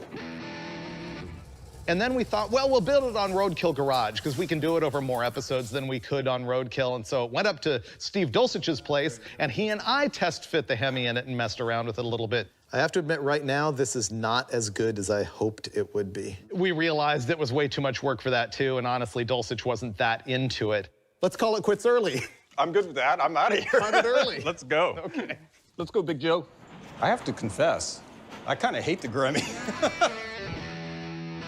And then we decided to do it for Roadkill again, and we sent it down here to the shop, and Lucky Costa from Hot Rod Garage ripped all the suspension out of it for me because the plan has always been a solid front axle and like ladder bars or a 4-link or something like that in the back. So there's two things that make it so that we're finally going to make this happen. First of all, we're going to use this 426 Hemi that I've had since about 1997 when they first came out with the Mopar Performance crate engines. I've dyno tested it recently, and it's like the weakest Hemi ever. It's got stock heads, a tiny camshaft, 9-to-1 compression. It makes about 530 horsepower.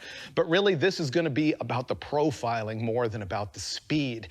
And the second thing that really is gonna make this happen is we abandoned the concept of fabbing suspension onto the Grammy and moved on to dropping the thing on a complete drag race style Model A chassis. It was custom built by my buddy Sam Strube, who did the whole chassis on my Model A hot rod, if you've seen that. It was long enough to fit a Model A, but it's been shortened to the wheelbase of the Gremlin, which is 96 inches. And what's hilarious is when it was shortened, the ladder bar and the front hairpin got really close, which is super ridiculous looking, but that's what I'm going for. This thing is a street freak, not an all-out drag car, and I want it to look ridiculous, and I want it to sit high, and that's why we've got a straight, not dropped, tube front axle on the thing. And in the back, it's got a 9-inch rear end, coilovers, panhard bar, and of course these absurd ladder bars.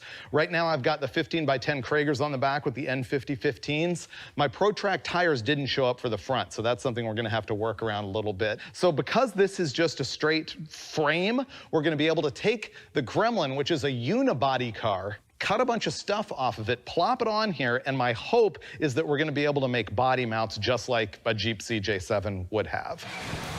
A lot of people are gonna wanna call this car a gasser because it has a solid front axle on it. It really isn't. Gassers are called that because there was a drag racing class in the NHRA and other sanctioning bodies that started in the late 50s, and it was like one step up of modification from being a stock class car. And so it was called gas, and so gassers were the cars that raced in it. And by the mid-60s, when they saw the height of popularity, that's when people started putting solid front axles under the car to trim weight and to set them high and to set them nose high for weight transfer that was needed at the time. Now fast forward into the 70s, and guys started taking that look and applying it to muscle cars. And they weren't really drag race cars. They were street posers, and they sat really high, and they were really gnarly, and they usually had crazy paint jobs, wild engine swaps, and the magazines were all over it. Street freak was the thing. This is a street freak, not a gasser. I'm building this to be absurd, to do burnouts, to do road trips, and to be very roadkill. I don't really care that much how fast it is on the drag strip, which is weird for me, but we're going for cosmetics this time. A street freak gremlin with a Hemi is going to break the internet. Valve cover's right about there. Yeah. Yep. Yeah. For once, we are gonna make the Hemi Gremmy a reality. First, we have a blueprint. Look, there's a t-shirt right here. It basically tells you how you should build this car. And second, my friends Andrew and Matt are here. So between the four of us and having all the parts we need for once, there's no reason why we can't make this a running, driving, burnout machine. Where do we begin? Let's set on the chassis. By the way, everybody, that's Andrew, that's Matt. Back, back, back. There. Our first obstacle is that the leaf springs have to come out of the car so we can set it all the way down. Say when. Good. We have to get the gas tank out. Falling. Now. It's free. It's already getting lighter. Got it? Let me just set your right height. You ready? Uh-huh. Boom, there it is. Done. There it is, done. Now it looks like dirt every day. Okay, if you guys just grab the front and back, I'll slide these over here. Ready? Yep. Clear? Yep, that one's good. Here we go. Up. Okay. Go for it. Oh, it's getting there. The whole front frame rails are gonna come out. Yeah. Where do you want the body? It needs to be lower than that. Needs to be lower? Yeah, Okay. for sure. Less freaky. Got it. That's just, yeah, not right. The first thing we have to do is get the frame rails off the Gremlin and then set it down, mark it, and just channel it over it. Body drop it. If you get it squared left to right, we can just slot the whole floor right now and then go down with it. Install it like a subframe connector. We've been bench racing this with all the guys, and there's a lot of stuff to deal with. Everything is hitting the frame at this point. We're gonna have to cut off a lot of the factory subframe situation, the sheet metal unibody that's underneath the Gremlin. And then we're also looking at the whole front end, and we're just gonna go ahead, take the fenders off and hack everything off the Gremlin from here forward and replace it with fabricated stuff. Look at all the progress. Okay, the fender is loose. There we go, one down. There you go, boom. Okay, team.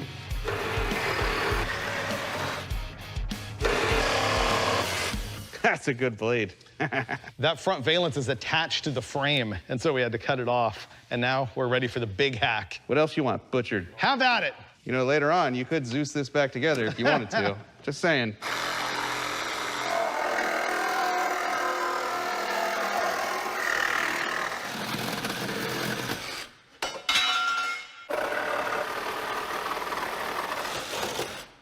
Done. Now pick it up and underside frame rails.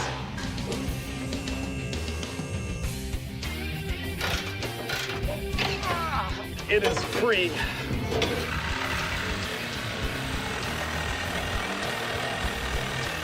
That's thick. Yeah.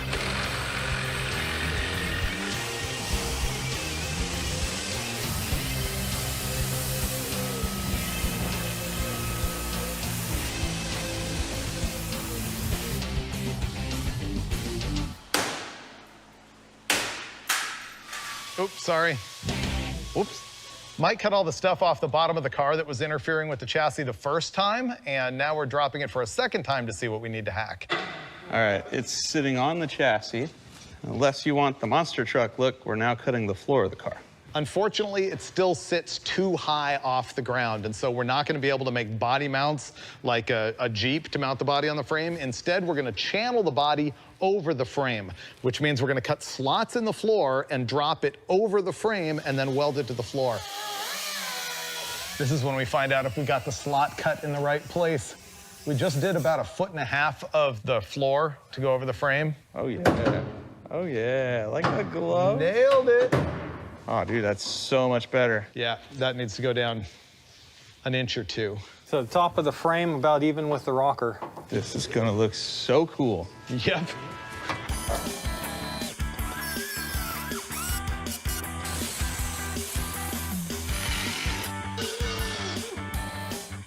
This looks good. Nice work, fellas. That was sweet. Good cut. They got it so that the frame like perfectly fits the body. There's a couple of gaps here and there, but nothing that can't be filled with weld. This is cool. I think we can get rid of this. Don't need a wiper motor when you have a Hemi. Just drive faster than the rain. That is a good-looking automobile. It's a Gremlin. This is how they should have come from the factory. That's what I'm saying.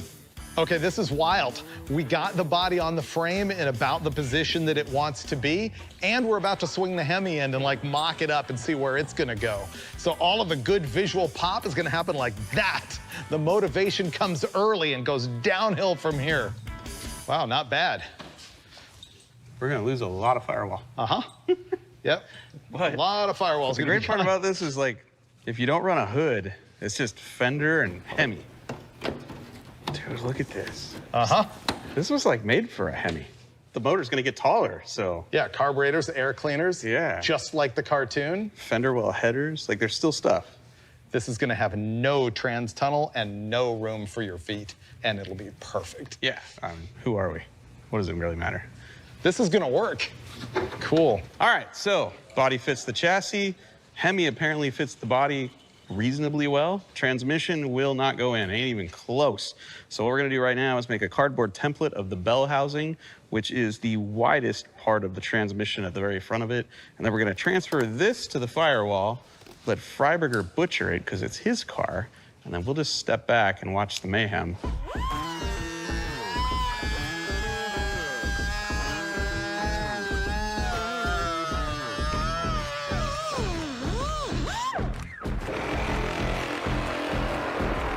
I think I'm gonna move to the inside.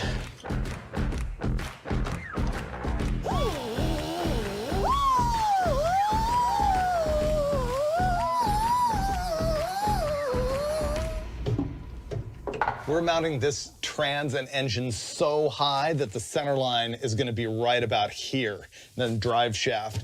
So we're gonna have to hack a lot of tunnel. Height-wise, I did not cut that even at all. Should I push in? Yep, go for it. Fingers clear. It's like 1,500 pounds, right? My fingers under here. You want to let the jack down? Okay. We just mocked up the engine and trans in here, and wow, it takes up a lot of room. We hacked almost the whole center part of the floor out of the car. Frame horn's coming off. This was a chassis for a Model A. Well, now we're repurposing it for our Gremlin, and it's too short. So what we've done is cut the front frame horns off, and we did that because the Hemi's gonna sit right about here, and all we're gonna do is extend the chassis forward with these pieces. Then we're gonna triangulate it probably here with a 45-degree piece of this welded from there to there.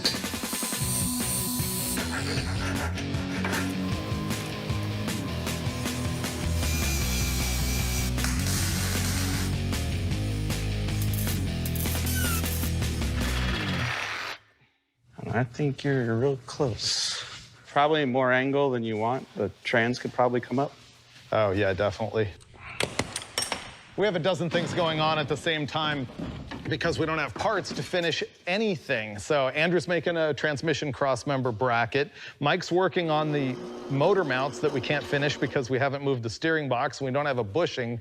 So now Matt and I are going to be making a fender support. So we're going to use some of this 3/4 square tubing and line it up with the flange of the fender. Then, of course, we'll be making a whole structure for the radiator and everything else.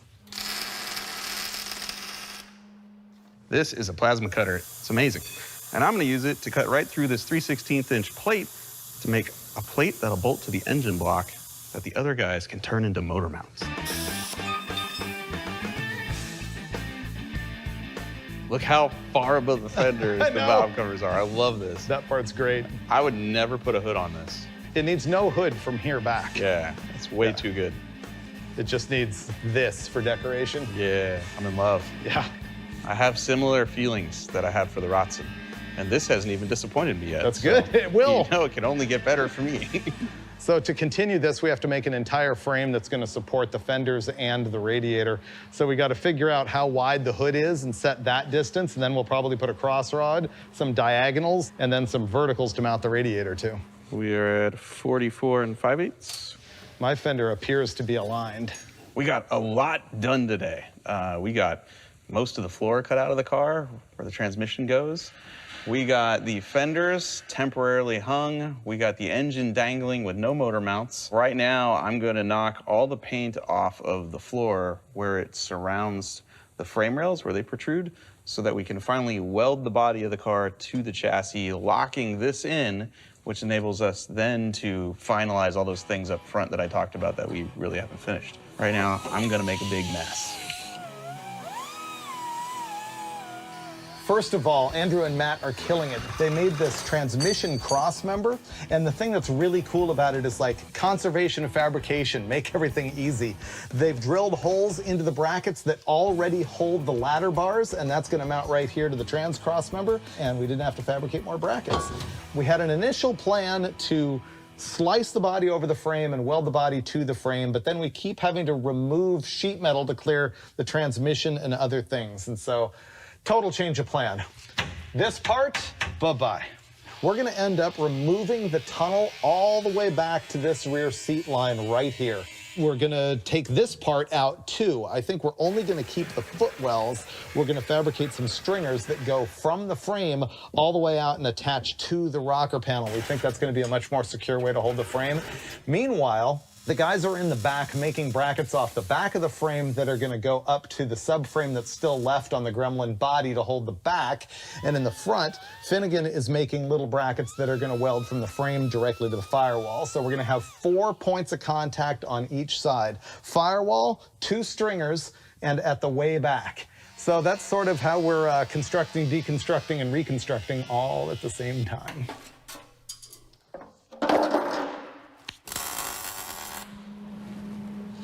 Oh, yeah. Pretty good fire. Whoa! That's a hole. Ah, blinded. I feel like that inside edge is, that's like an anytime kind of weld, you know, like anytime but now. All right, other side. That sounded great if you didn't miss.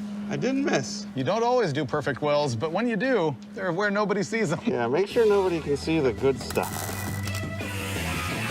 So right about now, I am changing jobs. I'm going from pseudo-engineer, building motor mounts and things, to flooring, yeah. So I'm gonna take this 18-gauge sheet metal, cut it with a plasma cutter, and then I'm gonna set it in that car and pretend that this is a suitable structure for mounting seats to. Done. Those guys are cranking on putting the floor in the car and doing the body supports and stuff. I'm just useless at this point, so I'm gonna start mechanical things. This is a battery box, and I'm gonna put a little battery in it.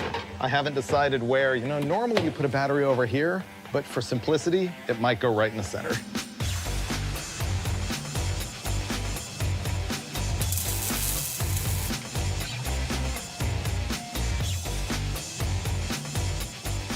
This is the passenger side floor pan. What we did here is drilled a whole lot of holes in it so that we could plug weld it directly to the frame rail, to the rockers, and to a squirrel cage we made out of 3/4-inch rectangular steel tubing. Right there.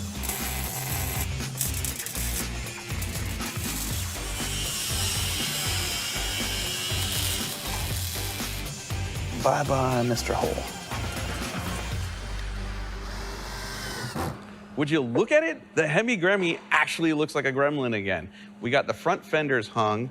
Matt is putting the lower valance on, which was not easy because that thing was actually welded to the front frame rails of the old front clip. So we had to cut that whole thing apart and engineer a way to weld it back together. And right now I am trying to finish the front half of the floor pans so that we can put seats and a transmission tunnel in there. It is going really good. These guys have just been knocking it out, killing it, making stuff happen fabrication and welding wise. Where we're at sort of philosophically is trying to figure out what the ride height is going to be. The front spring is way too soft and it just nosed it down. I'm kind of committed just style-wise to getting the Hemi level in the car, and we can't set all that until we've got the right spring in the front and the right wheels and tires. They're gonna show up here today on overnight shipping and we'll be able to put the tires on it for real. I'm gonna take the spring apart and add some leaves to it so that hopefully it sits higher. These guys are gonna keep cranking on the floor. I'll keep working on starting the electrical system in the back, but what's gonna happen right now is fitment of the seats that I brought into the car.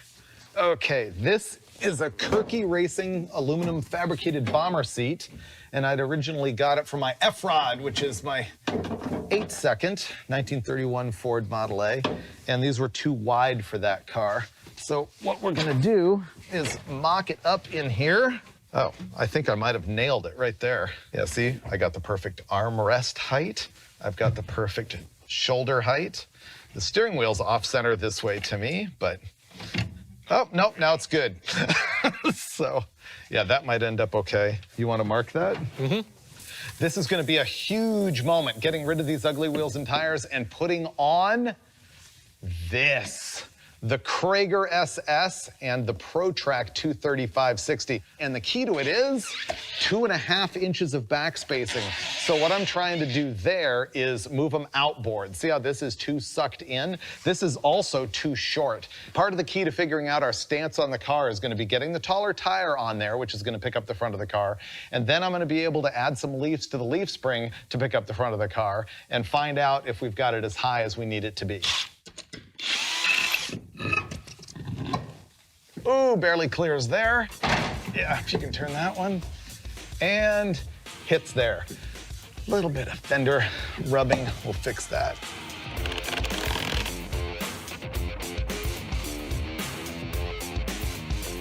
Here we go, taller tires. Yeah. Oh, I kind of like the rake, I gotta be honest. That's cool looking, it's a way better wheel. You might be right. The wheel definitely saves it because that axle was too narrow. It's still a little too narrow, but I don't know, dude. I can live with it. We might be good just with some extra springs because right now the engine is mashing that spring flat. Yeah. It's dead. Street freak! Look at the Hemi. Yeah, dude. Oh, tomorrow I got to bring the tunnel ram and carbs. Yeah. Yes. Anytime your distributor sticks out of your hood, it's really good. You know you got the engine placement perfect. Just right. Personally, I have no illusions about the Hemi Gremmy actually running. I am excited to see it in its final form, which will be complete tunnel ram, dual Holley double pumpers, maybe this much of a hood cut up and installed. And look, motor mounts. Matt and Andrew built these. The Hemi is now firmly locked into the Gremmy. I think we could probably knock out the trans tunnel today. This is basically what we're gonna be having rolling down the road at some point in the near future. So right now, I'm going to jump on cutting that barrel up and turning it into a trans tunnel. I believe Freiburger is putting the third member in the 9-inch, and as a team, we're gonna keep on trucking.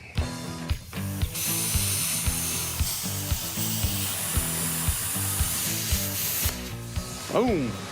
Okay, so since most of the transmission is inside the car now, the brake pedal needs to move over. So it used to mount right here between this bracket, and we want it to move on the outside. So I fabbed up another bracket.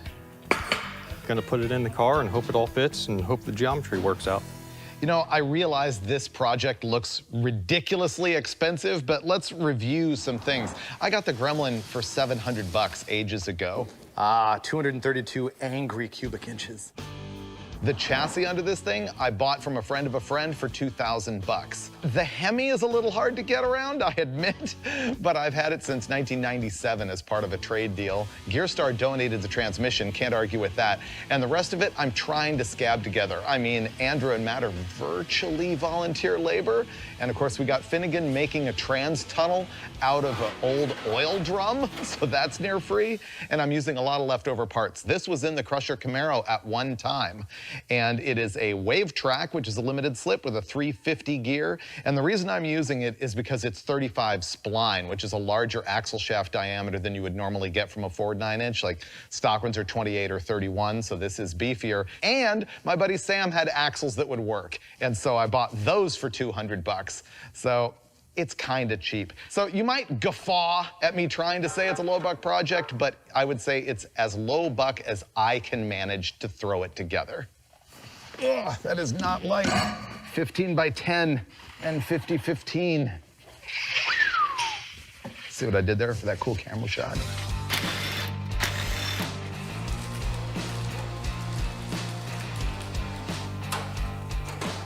Keep going. Probably right there. Let me move it over. Okay, Kaylin's gonna help me throw the center section in here.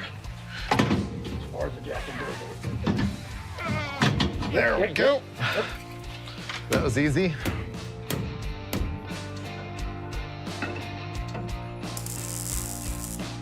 Remember my whole perfectionism about the front ride height? Well, now's the time we're finally gonna deal with it. The leaf spring I ordered came in, so we're gonna try and swap it in there and see what it does. If it doesn't get us where we need to be, then we'll start mixing and matching individual leaves to make our own spring pack. All right, I need one more nut.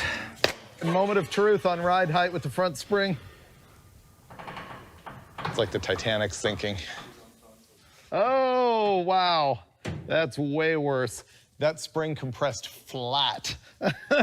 Well, we messed around with the front suspension, and unfortunately, we're not going to be able to get there from here. We're going to have to either convert to coilovers or parallel leafs or something, because that transverse leaf spring just cannot handle the weight of the Hemi hanging over the front like that. So we're giving up, and we're going to cosmetics. We're going to cut the hole in the hood, get that just right, and then move on to carburetors and stuff on the tunnel ram. So we're doing fun stuff instead of critical stuff. Watch the paint. So we've got the hole that we want to cut in the hood all plotted out on it after lots of measuring on my part so that it'll be my fault when it's wrong. And what he's doing with the hole saw is drilling at each corner. We first put a little pilot hole in, and then he's hole sawing it so that when we're done cutting out the edges, we've got a nice rounded shape on the corner. It'll be cool.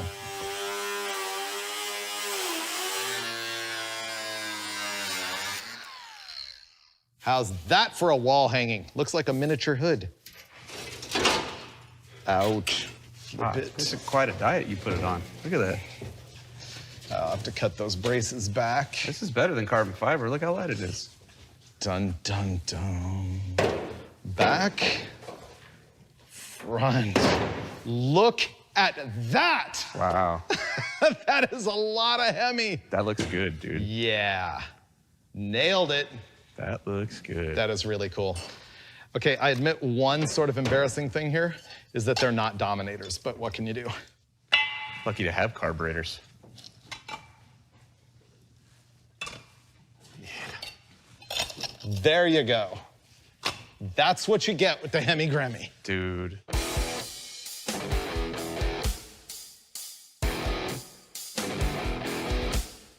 It's perfect. It's pretty great. The stance, yeah. The motor. Really happy with the hood cut. I'm glad we have some structure back here. Pin that thing down. Look at that. I've got Hemi above the hood line, above the fender line. Man. That is a cartoon. It's been in my mind for so long. You're doing it wrong. You gotta, this is the view right here. I can see orange Hemi block through the fender. Oh, wait till it has headers. This is awesome. This is awesome. How'd we do versus the blueprint? Pretty damn good. Look I at know. that. Really, all we're missing is the fire and the smoke. Yeah, we can make that. Yeah. It's got the N5015s, the fatty fronts, the Kragers, the tunnel ram, the Hemi out the fender, the dual quads. This is so great. The Hemi-Gremi is actually coming together after so many years of living nowhere but in my brain.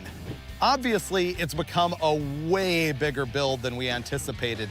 And unfortunately, we have other obligations and can't keep working on it right now. But have no fear, we are going to finish the Hemi-Gremi in the very next episode of Roadkill. In the meantime, I can't leave you without some kind of burnout action, and so the Disgustang is back. This is the very first day I have on the absolutely complete version of my '69 Mustang Mach 1. I haven't even driven it yet, but it's in its finished form, and I wanted to give everyone an update on it. So let's go back to 2017, when Finnegan and I went to Colorado Auto and Parts, and we visited the Corns family and came up with this car that had been sitting outside in their junkyard since 1980 or 81. So do the math. That's like, give or take, 35 years in a junkyard. And it's called the Disgustang because it was filled with poop, like large human-appearing poo. It was really bad. So we got it running. We did some donuts around the wrecking yard, and that was a lot of fun. And then we went up to Steve Dulcich's place, and we were gonna take the Disgustang on a road trip. And just like blocks from Steve's place, we ended up killing the original 351 Windsor that was in the car. It spun a rod bearing. So we did a big thrash, and we put a Blueprint Engines 410-inch stroker in the thing, and we ended up driving it all the way up to Dirtfish in Washington. That's that famous rally school where we love to beat on our cars, and man, did Finnegan beat on this thing. Some of the greatest footage of the Disgustang is us doing donuts in the rain and mud, just thrashing the car. Now, body-wise, the thing was not as rust-free as I thought it was gonna be when it came out of the junkyard. And so we actually had my buddies at Hot Rod Ranch put floors in it. And amazingly, Randy up there fixed a bunch of rust from the stripe down and then matched the paint. So as much as I hate fake patina, it is color matched all the way on both sides from the stripe down from rust repair. People ask me all the time if I'm gonna paint the thing, and the answer is I hope not. Another question I have to answer is the one everybody asks, which is, why are the wheels this ugly? They're gold steel wheels, original Ford steel wheels that I had custom offset just to fit the 275/60/15 in the back and the 235 in the front. The reason that they're gold is that they're mimicking cars that Mickey Thompson took to the Bonneville Salt Flats in 1968, a bunch of prototype Mach 1s, and they set endurance records on large ovals at the Bonneville Salt Flats. They had a blue one, a yellow one, and a red one, and they all had the gold wheels. So this is a tribute to Mickey Thompson, the greatest hot rodder of all time. Since you saw it last on Roadkill, it's been in episodes of Roadkill Garage, and the engine has been on Engine Masters. It actually made like 480 horsepower and 500 pound-feet of torque. And we ended up putting in an American Powertrain 5-speed manual transmission. We did all the suspension on the thing, and then I sent the thing out first to Define Concepts. They completely redid the interior in the original parchment color, but they also handmade a center console for it. They handmade the inside quarter panels, the case for the subwoofers.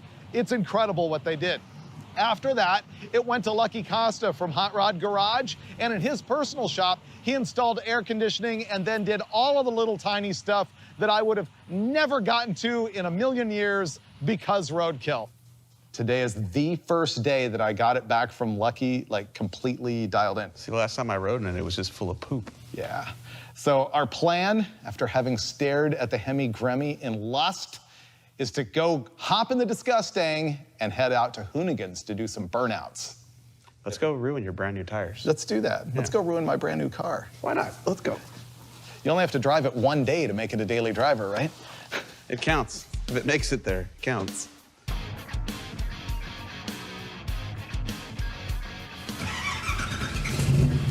So yeah, this is gonna be the first time I've driven it with all these accoutrements, meaning stuff. My goodness, this is not the same car. Not a bit. Like, there's no squeaks, there's no rattles, there's no rat turds. Raccoon poop. You got subwoofers. All that. Wow, I like it. I really dig the dash. It's the Dakota Digital one that looks kind of like factory gauges. Oh, yeah.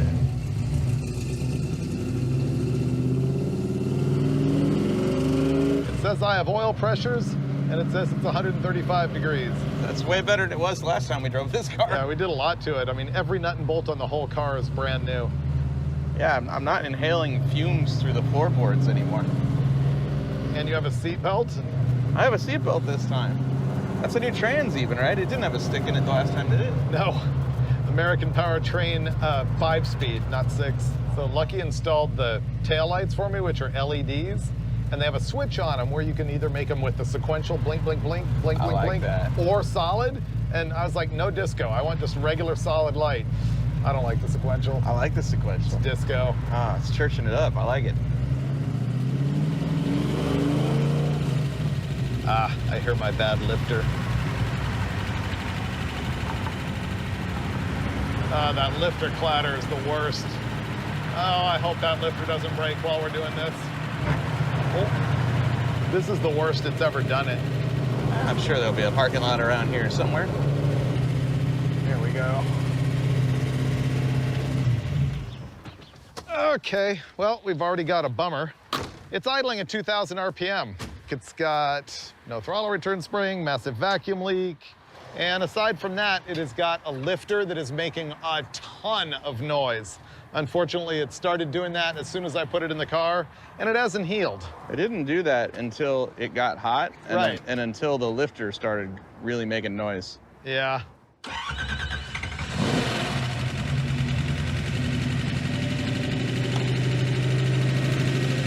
That is radically unacceptable lifter noise.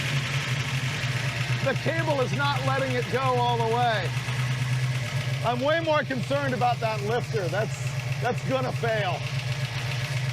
Well, I don't know what to do about that at the side of the road. Well, I guess we go do burnouts and hope I don't blow it out. I got it to idle slower, but it looks like something in the intake is catching on a throttle blade and is not letting the throttle go all the way back to 0. But my far bigger concern is that thing makes a lot of lifter noise. Well, I guess I'm going to Hoonigan and hoping for the best. What do they say? Just ain't care? Ain't care? Something like that. It could be worse.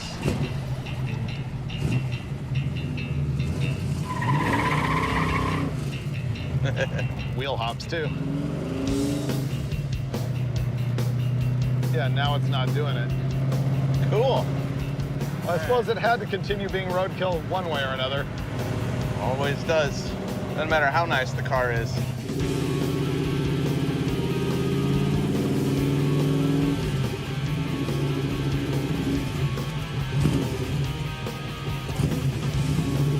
Oh, I see John's Nova. Yeah.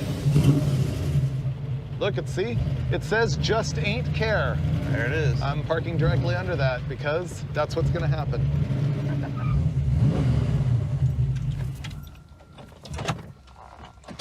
Ah, we made it. On 7.5 cylinders. Yeah, better than most though. Think it does burnouts on 7.5 because just ain't care. Yeah, so our friends at the Hoonigans recently moved to a location where they could do burnouts, which means we could do burnouts. Dude, this is the spot. This is perfect for burnouts. This is the brand new Hoonigan Empire in Compton, California, and they got more space than they used to in Long Beach, and they're letting us use it to break in or perhaps break the Disgusting. I believe they've only been here for 2 weeks, and look how many tire tracks there are already here. Oh, these guys, they know how to party on the tire destruction, that's for sure. It's your job to make it worse. Just go get the car. Well, the problem is, on the way over here, a lifter collapsed. It's making a lot of clattering noise. It's a hydraulic roller lifter. They've been failing a lot lately, and this one did. So I gotta tear it apart. The question is, will I break it doing burnouts here at Hoonigan? Well, I think you know the answer. So I guess we'll fire it up and find out if I'm gonna embarrass myself or run the thing into a shipping container back there as I put the rubber down in the burn yard. Why am I doing this to my brand new car? I only have one question right now, and it's, will the peer pressure of being in the most famous burnout spot in the world influence his right foot when he comes through here in the Disgusting? I think it will. Let's see. Oh, there's a Corvette right there, careful. Don't point that thing at me. It's a Mustang. I wouldn't stand there. Oh, you pointed a Mustang at me. I ran. Well, that's what I mean. Run. Oh.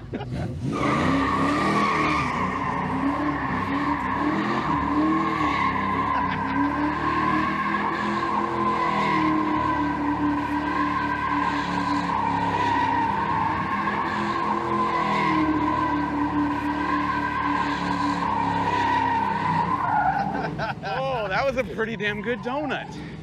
I really feel like he owes us more, though.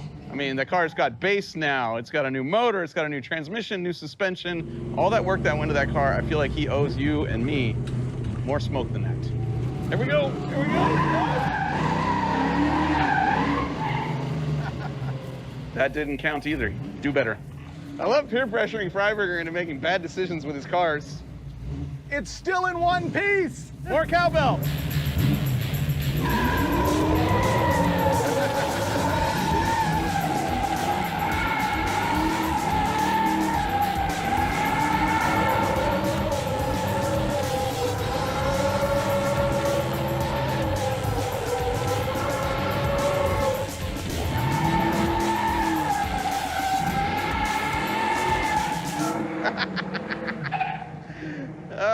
You know, it makes all the right noises, but there's just not a lot of tire smoke there.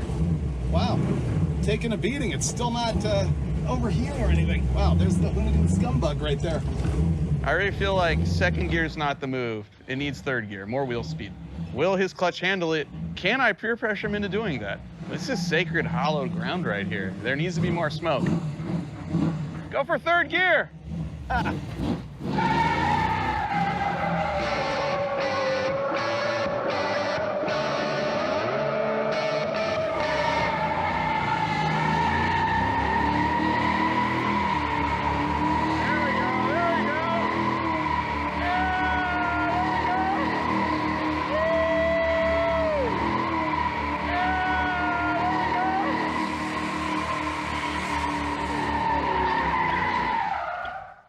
Much better!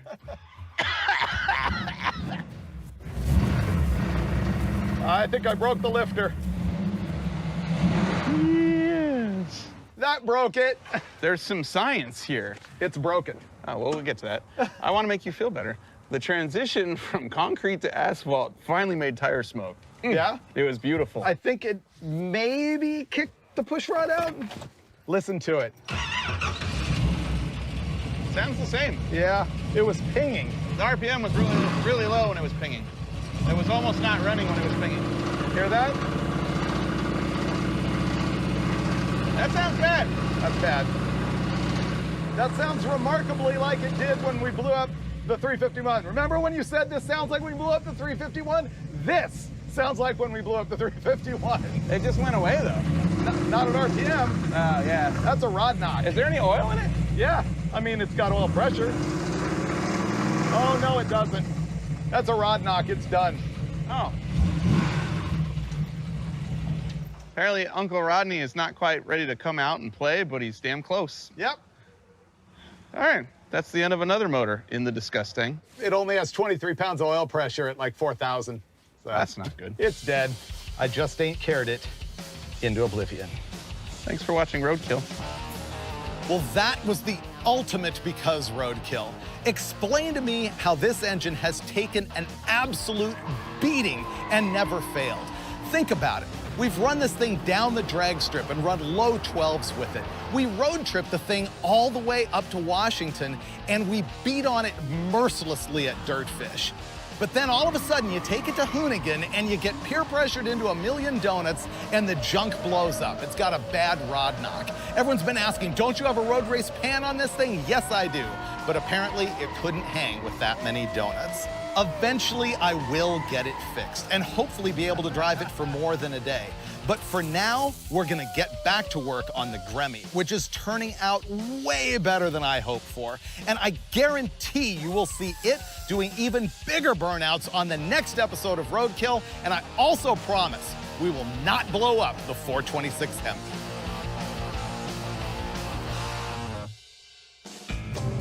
I shouldn't have stepped on the parking brake. It's stuck.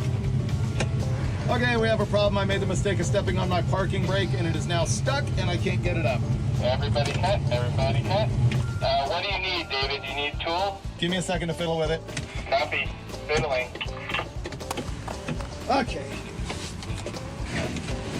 Okay, handled. Copy. Stand by. Getting in position again. Guess my parking brake needs a little lube. Roadkill.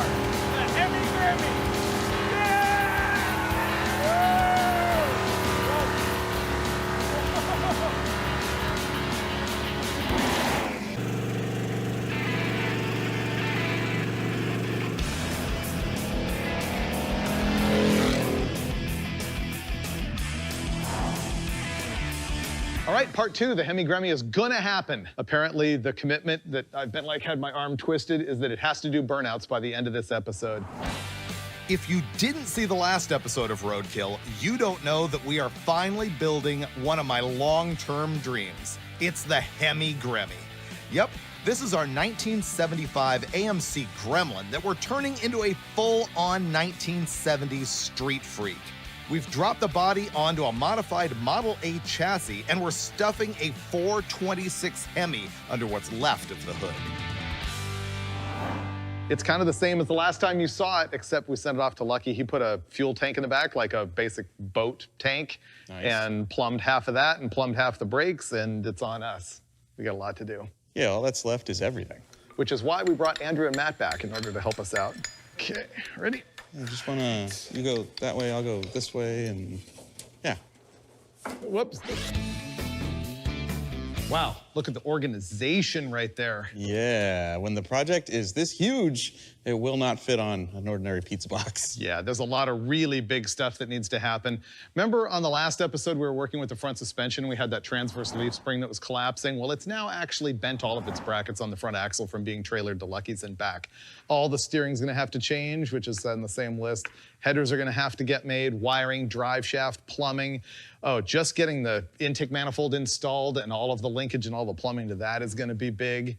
I have to change out the transmission to a different one that Gearstar sent that's full manual valve body, and everything else is just little itty bitty stuff. Tunnel ram time. We're gonna install the base for real. Dun, dun, dun. I like this part. Looking good. This manifold we're installing is an early 70s Y-end. And you could get a lid for these that would take Dominators, but I'm using a couple of 4150s, the smaller footprint carburetor. Dude, magnesium would be cool. One of the things about these Hemi manifolds and also about Windsor Fords is because the angle of the manifold sits like this, but the bolts are straight up and down, you have to like tighten them really, really carefully, and you have to go around and around and around and around in circles. Just when you think they're all tight, go around again. All right, let's tear the front suspension off. We're gonna touch the ground. The first suspension I tried on this thing was a transverse leaf spring, which is like old school street roddy kind of stuff. It's like original Model A stuff, and unfortunately, we didn't calculate that the Hemi was gonna be this heavy and this far forward to the axle, and there's just no way that it's ever going to work. So we're gonna end up taking the entire front axle out of this, and the transverse leaf spring, and these hairpins that locate the front end, and we're gonna replace it all with another straight axle and some leaf springs, parallel leafs, just like a 4x4. The thing is, with the transverse leaf, you need these hairpins to locate the axle, whereas the leaf springs themselves locate the axle both, you know, this way and this way and this way. So it's a much simpler setup. It also distributes the weight over 4 points on the frame instead of having 1 point in the middle just riding on the axle on these brackets, which, by the way, have already bent. So we're just gonna get all this stuff out of here. All we have to do is take off the spring from the middle and take these off, and the whole junk comes out. Yeah. There we go. Boom. Easy.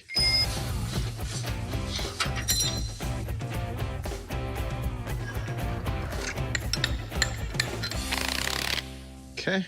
You got all the shims and everything all lined up? Not yet. And as soon as you get that in, this thing's flipping off the jack stands. Yeah, kind of figured that. Okay, you gotta put the stands back here for safety. Mine won't go in. I'm just gonna set it on the leaf. Oh. It'll slide on the leaf. Okay, yep. Yeah, just like that for now, just so we can see how much it moves. Oh, wait, there we go. Okay.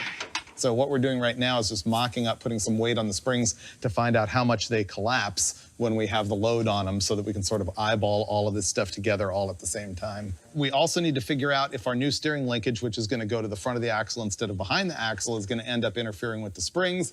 And we also need to guesstimate the steering angle and make sure that the tires aren't hitting the springs where we wanna mount them outboard of the frame.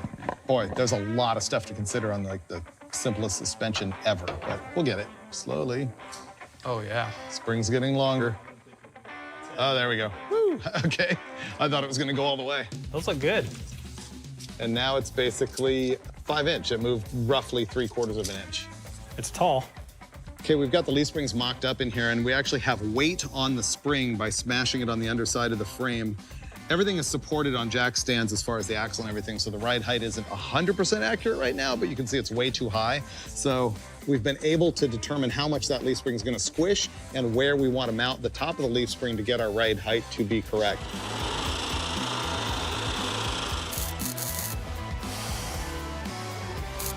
Okay, Matt just mocked up these outriggers that are hanging the leaf spring, and we have the full weight on the car, and the stance is actually really good.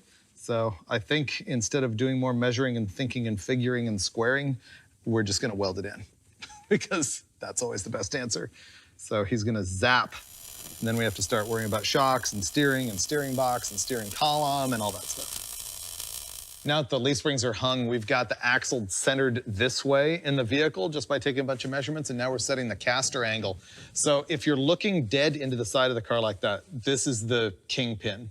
You want it angled back like that. That's caster. It's kind of like if you have a shopping cart and one of the front wheels is like wobbling all around, it doesn't have enough caster. If you lay it back just the right amount, it'll go in a straight line. So it's the same thing with front end alignment. So I think we're trying to eyeball about 8 degrees into it. Unfortunately, there's not a real flat spot to measure with a digital angle finder, so this is going to be a little bit of eyeballing.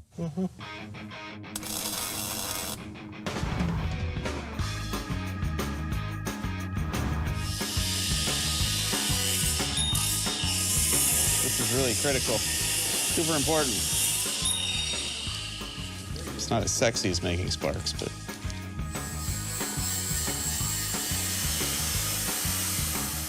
Okay, the leaf springs are hung, the caster is set, the axle is bolted to the springs. Next step is going to be putting weight on the axle so that we can figure out exactly where the steering box is going to get mounted to the frame and how the steering linkage is going to work.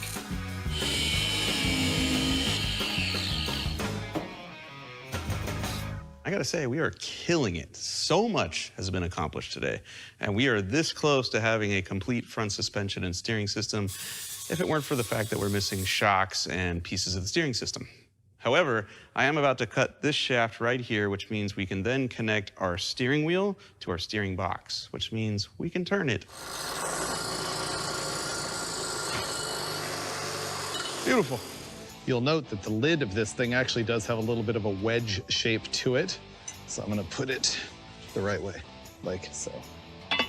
You'll note that I don't know what I'm doing, so I'm just gonna install this.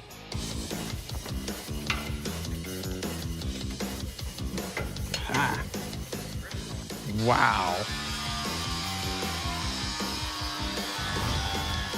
Things are progressing fast. The front suspension's together. Those guys got steering happening. Last night I got the tunnel ram installed, and now carburetors. I really wanted Dominators on this thing just because they look right, but this engine is tame. It's low compression, has a tiny camshaft. It only makes about 525 horsepower. So we're gonna put a couple of Holley HP 750s on there, but it was critical that I get the old gold kind. I couldn't have the new silver kind. So I'm gonna bolt those up and then start the very daunting task of figuring out the tunnel ram throttle linkage. No matter how much you align the carb gasket, it's always wrong. These two and these two are together. Right, that's what freaked me out initially. Oh man, look at this.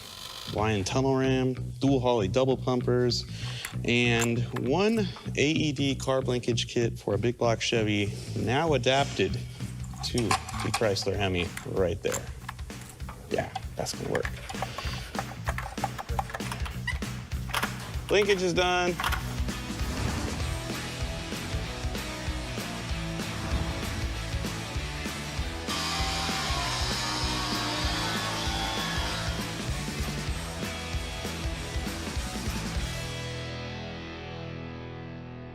Would you believe that in the year 2021, still nobody makes headers to put a Hemi and a Gremmy off the shelf? We gotta build them ourselves. That's what we're gonna do here. We have a kit from Hedman Headers that includes mandrel bent tubing. This is a 90-degree bend. We also have, I think that's 120 degrees. We even have 180-degree bends that we can chop up, weld together into these 3.5-inch collectors, and then connect all that to these laser cut flanges, and when we're done, voila, we have perfect fitting headers for our Hemi Gremmy. If you weld, I'll watch, maybe I'll get better. Okay. Oh, I'm so much better than I was 8 seconds ago. Well, pretty much they don't need me here anymore, gotta be honest. He's that much better. We're almost done putting our headers together from our kit that we have. It had plenty of all kinds of different bins that we needed. In fact, we have a bunch left over. All we really had to do was form the tubes into the header flanges, the primary tubes, for a rectangle hole. Yeah, it's going pretty good. I just have one tube left on this side. Mike's welding up his side, and we'll be done. These guys made these in record time. Like happened in a day. Kind of had to. Nobody makes these to put a Hemi in a Grammy. So those guys made them, but we're gonna have the glory of installing them? Is that what this is? I helped. I helped. You helped? Well, you can tell where I helped. It's a really nice header. Yeah, the one you're holding, that's the one Andrew did. This is the one I did. Okay, you can tell? Yeah.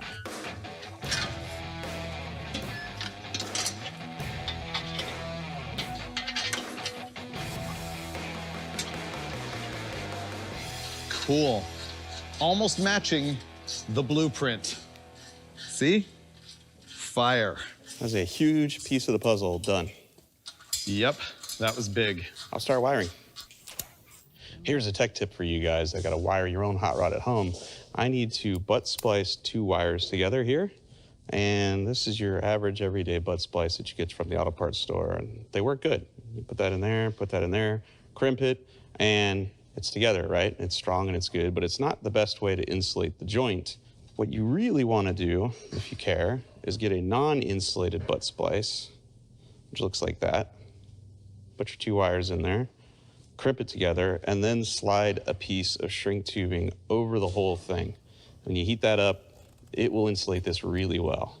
However, that non-insulated butt splice connection is hard to find, right? Most auto parts stores don't carry them, they carry these. But did you know there's a non-insulated butt splice hidden inside of this? All I do is use a screwdriver, put that in there,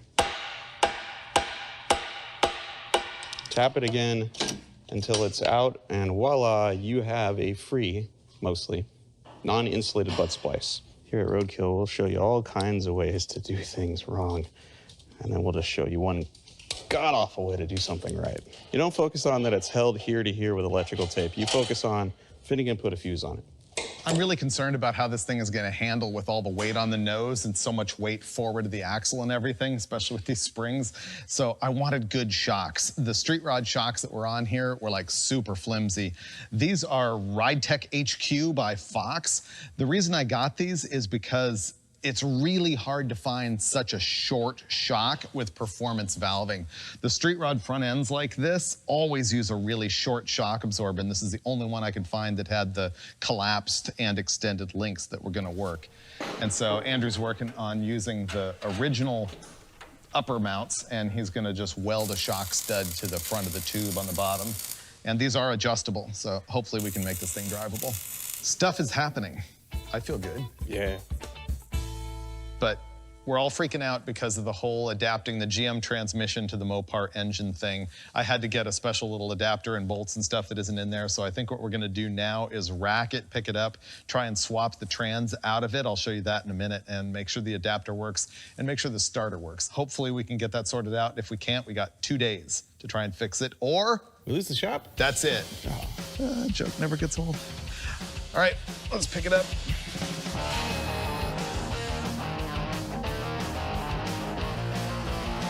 Now it comes time to fiddle around with the transmission. Here's what we got going. I have 2 Gearstar 4L80E transmissions. We had one mocked up in there, but unfortunately it was all electronic and it requires a computer to control it, and I wanted the Grummy to be simple. And so this new one is full manual valve body, so it's gonna be much more violent. However, if you're gonna go full manual on your 4L80, you need to use a non-lockup converter. So that's something to pay attention to. So we also have a different torque converter. Now, the problem that we're running into here is that we're trying to adapt that 4L80 Chevy transmission to the back of a Mopar engine. There's parts you can buy to do this. Gearstar set me up with this Reed aftermarket bell housing. So you cut the stock bell housing off right here, and then you put on this adapter ring, and then you can use this bell housing. Then you have to go to a company called ATI and buy a couple more things. This is a Chevrolet style flex plate. The reason you need to use that is because a Mopar torque converter has the ring gear on the torque converter, and you need to have the ring gear on the flex plate to make this work. Second thing you need is this ATI little adapter and special bolts for it, because that changes, well, first of all, it sets the spacing correct, and it also changes it so that the snout of the GM converter will center and locate in the back of the Mopar crank. Long story short, our torque converter isn't going to fit with our whole arrangement here, so so we're gonna have to make our own 1/4-inch aluminum spacer in order to fill that gap. So kind of a big hassle. While we're waiting for all of that, I'm messing around with a shifter. I went straight to the Hot Rod Garage shelf and stole from them a B&M Street Bandit, which is a little bit more zoomy in ability than I was hoping for, but it's gonna function. I think we're actually gonna hear this garbage run today. Those guys are bleeding brakes. Mike's cleaning up. I'm gonna start making a switch panel so I can finish the electrical job. Look at that, the Hemi Grammy is almost ready to run. It has been wired, it has been plumbed, it has a fuel system. What it does not have is a transmission, and we're gonna fix that problem right here, right now. We finally have our 1/4-inch thick 6061 piece of aluminum. This will become our spacer. We're gonna use our bell housing as a template. All we're gonna do is take a Sharpie, trace the bell housing onto the aluminum, cut that all out, and then, we need to figure out how to precisely, or as precisely as we can here on Roadkill, transfer the bolt pattern from the bell housing to the aluminum.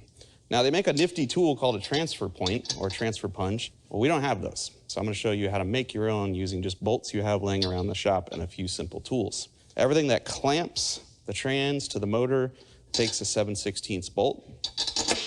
The dowel pins, which are really what takes the torque of the motor and transfers it to the transmission, that's a 1/2-inch bolt. And then you come over here to this side, where the starter bolts, that's a 3/8 bolt. So we gotta do this 3 times. Step 1 is to cut the head off the bolt. Let's do this the ghetto fabulous way. Power drill.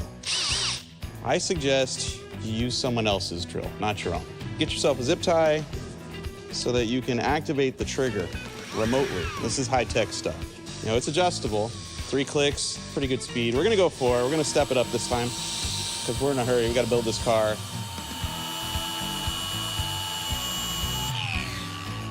All right, don't touch it with your hands, you know, just let it drop, right? It's really hot. Just hose it down with brake clean.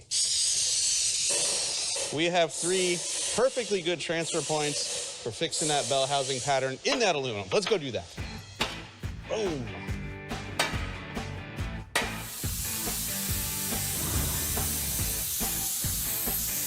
Totally not up to my standards of wiring, but Roadkill good enough.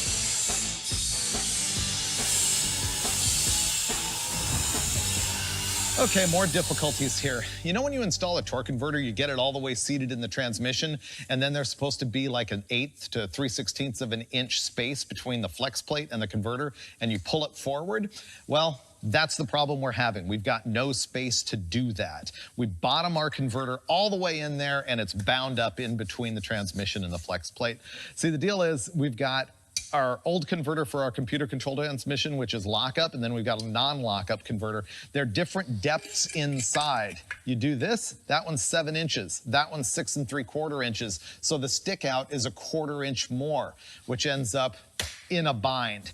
And so Finnegan already made that cool aluminum spacer that's a 1/4 inch thick to move the bell housing out because of that aftermarket Reed bell housing. And now we need to use this converter, and it needs another 1/8 of an inch. So those guys are gonna make a steel shim to go stack with the one that Finnegan already made and then bolt it all together, and hopefully we have the space that we need. You know, this stuff just comes up when you're using aftermarket parts, especially when you're trying to do something nature never intended, like using a GM transmission on a 426 Hemi. We're going for it. We got a spacer in here, another one that goes on the block. It's gonna work. Precision machining happened here. Why is it so high? Why it won't go any lower? Oh, why is that so short? You want to roll it under and put the converter in? Come on. I'm excited about my full manual valve body. Thing's gonna bang! Muscle truck is great with full manual. The Gremio will be better. That's it, right? I hear clunking.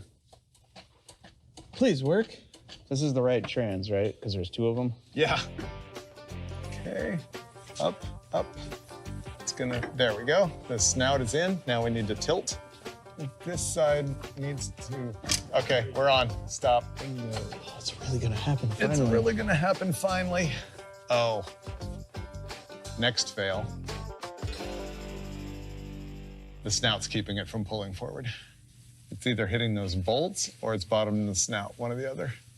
Okay, coming back out. The torque converter is hitting the bolts that are holding the flex plate to the back of the crankshaft now. Whoa. Pouring ATF all over myself. Awesome.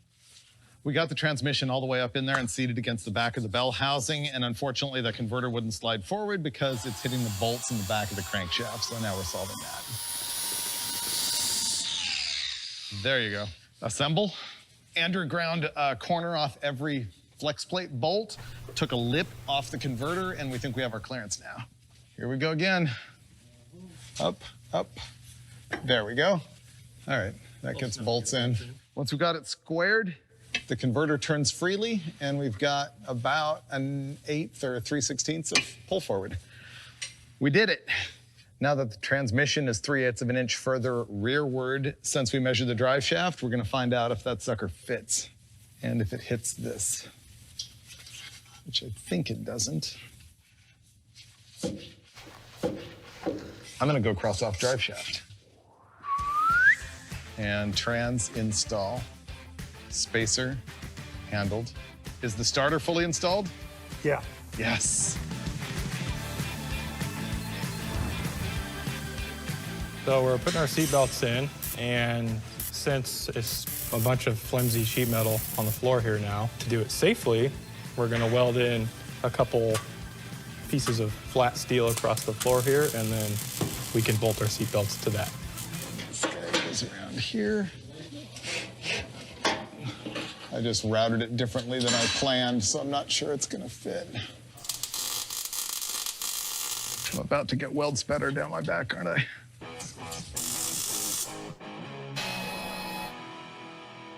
Next. A couple of wires and a shifter and we're done, right? We can't start it with no fluid in the trans. Oh. And the dipstick's here tomorrow. I was looking forward to that. I know.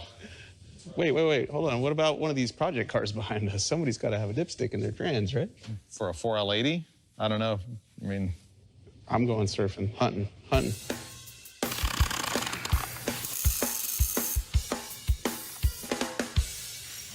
Found it.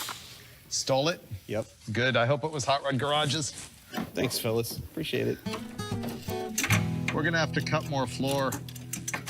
Is it in the ballpark? Not even close. We have to cut the floor. I'm hacking more room in the firewall for a transmission dipstick tube. Look at all that comfort room I gave you. You might have to cut the bell housing bracket off of it since it's for a Chevy. This needs customizing. Ooh, don't kink. Like clockwork, we are now getting roadkilled by stuff we're either missing, stuff we've stolen that doesn't fit, and stuff that never had a chance of working.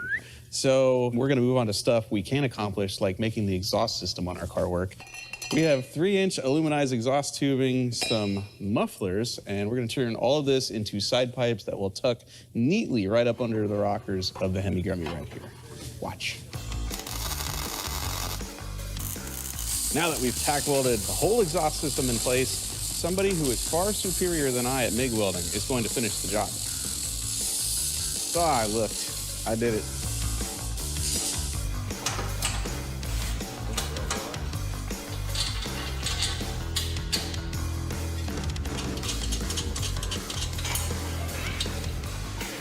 What began life as an oil drum is now about to become our transmission tunnel cover for the Hemi Grummy, thanks to a whole lot of cutting and welding and grinding. So part of the reason for using an oil drum is the very top of it has this nice rolled lip, and when you hack out your firewall and install this from the bottom up, that rolled lip gives the Hemi a really nice finished look here. So what I'm gonna do is pry it upwards into the hole, and once that beautiful rolled lip meets the top of the firewall, covering the hole, he can tack weld it in place and it'll look nice and finished like it was supposed to be there. Smoke it.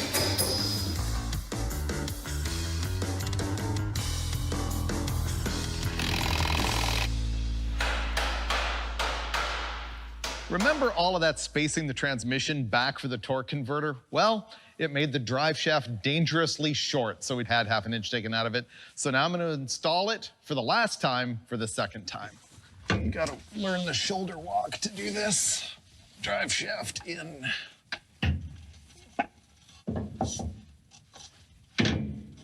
That's a bam. Way better. You know, the problem with a drive shaft that's too long is with some rear suspension designs, when it compresses, it'll move the drive shaft forward into the transmission.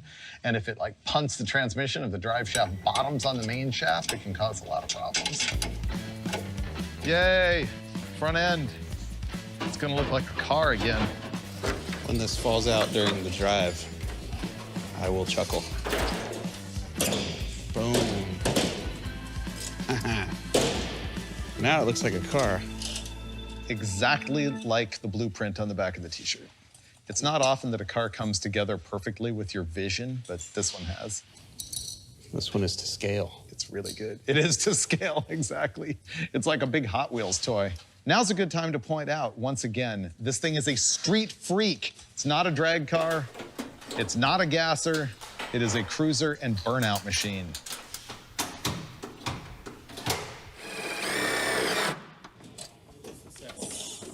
Ah, we have a dipstick. Dipstick.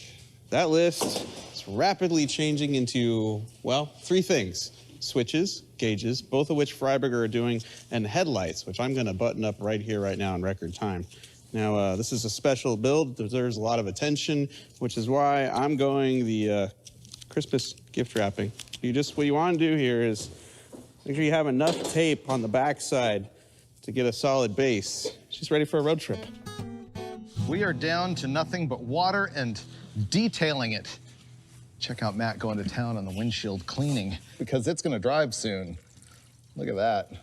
I am stoked. This is unbelievable that we're at the end of the list. Thank you, Lucky, for putting a gas tank in this thing. Gotta have the Gremlin badge on there. So we're ready to crank it, get oil pressure, check leaks, and then fire it up. But first, I bought this car in 2007 or 2008. And I'm pretty sure that I've had the Hemi-Gremi idea since somewhere around there. It's been at least 10 years since the beginning of Roadkill when we had this thing. So we made it happen. Thank you, guys. I really appreciate all the labor you put into it. Nice work. Let's hope it actually drives. Ooh, do the brake lights work? Nope. What? You don't need to stop, just go. Cranking.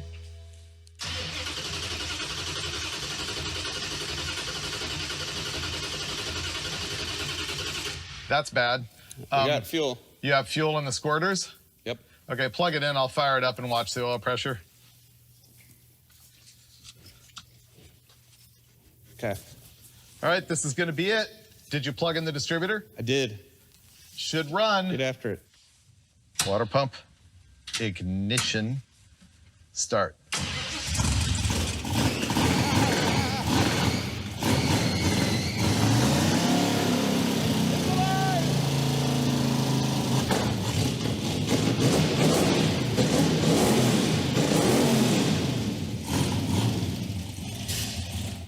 Hey, it runs. Dude, it runs. It's loud. It sounds weird. It's all side exhaust. There's oil coming up through the tube. You had good pressure? It has oil pressure for sure. I don't see any leaks yet. No leak, no leak, Okay, wait. no leak. It runs! Wow. It looks so cool. And finally, may we present to you the Hemi-Gremi.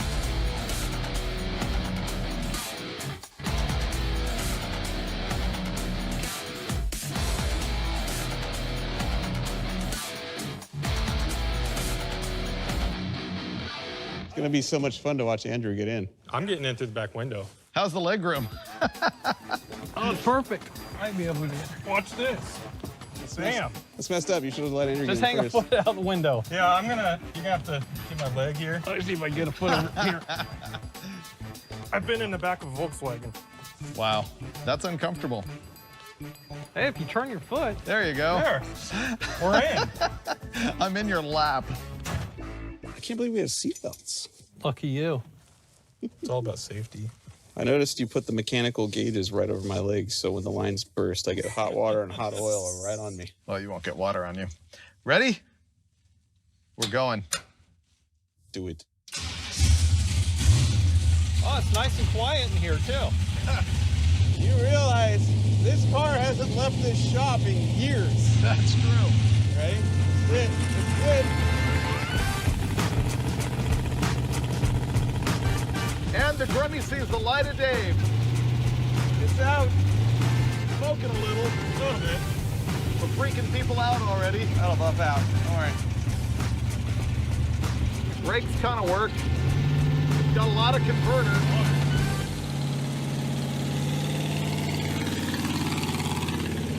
Wow, we're driving it. Yes, we are. Boom. Nice work, fellas. Boom. Boom. And brakes. It seems like it rides okay. It's not bad with, 400 pounds in the back.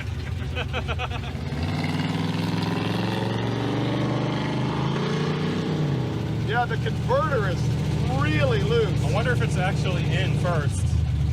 That's a good question because it doesn't seem like it. I don't think so. All the vital signs are pretty good. Yeah. Turn the fans on. Yeah, it does not seem like first. I agree. Yeah, it seems like second or third. Yeah. But let's find out. Yeah. Yeah. There it is. Oh, Way it is. better. All right. I was in overdrive. Yeah. I was smoking the Ford Trans. Way better. Oh, yeah. This shifter is not meant for that. Oh. Yeah. Don't let that distract you from the fact that you have a line lock button on that shifter and we're at a stop sign. This one? Yeah, that one. That one.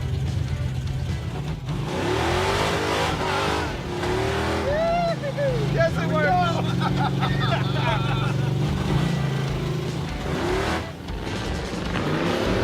Oh, yeah.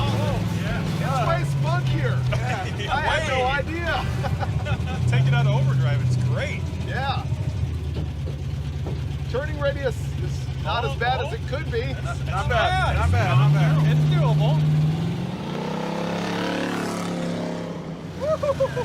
We're so high off the ground. This is so weird. I know. It's like a monster truck. Yeah.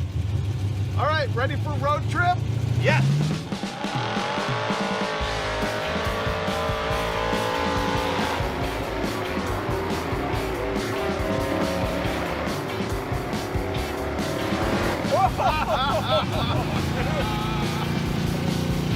This thing is a smoke machine. Uh-huh. You cannot see around the tunnel ramp. Turn right now.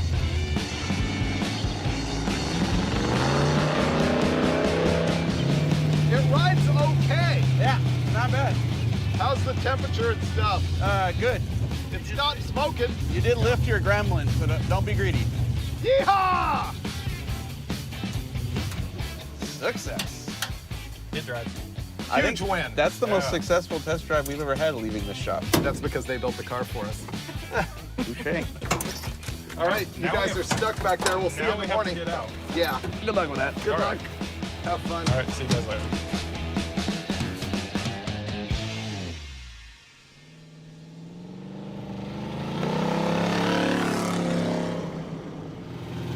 Well, it probably needs some power valve help and all that stuff. But that's not happening. Now, let's just make it run reasonably well, drive someplace really cool, and destroy tires. That's all we're doing is going to the desert to do burnouts. And we've driven it around the block 3 times, and now we're getting on the 405 north. That's lean right there. How do you like the backward shifter? I don't at all. It would be fine if it was meant for it, but it's not. I think the valve train noise is the exhaust springs hitting the valve cover. Whoa. All right, here we go. All right, freeway. 3rd gear. How's it steer? Okay. It rides okay. It's not that bad. But what are we doing, 45 or 50? 58. 58, okay. I don't trust it just yet, you know what I mean? No, no. All I can think about right now is the extremely bad angle of our drive shaft. Is it bad? Oh yeah, but so far so good. Look at all these other normal people with their normal cars, like just driving, and all they're thinking about is where they're going. They're not thinking about how they're gonna get there. Or if they'll die on the way. Right. They're wondering who's texting them right now. They're not wondering if the transmission's gonna fall out of the car. I never looked at the drive shaft angles. It's actually bad. You feel the shaking? Pretty sure that's what that is. I smell burning oil now. Well, that means it's got it. If it's leaking, it's got oil. Okay, we have issues. Not too bad. It's running at about 210 degrees, which I don't like. We think we might have a wiring problem with the fan blowing the wrong way, the trans fan.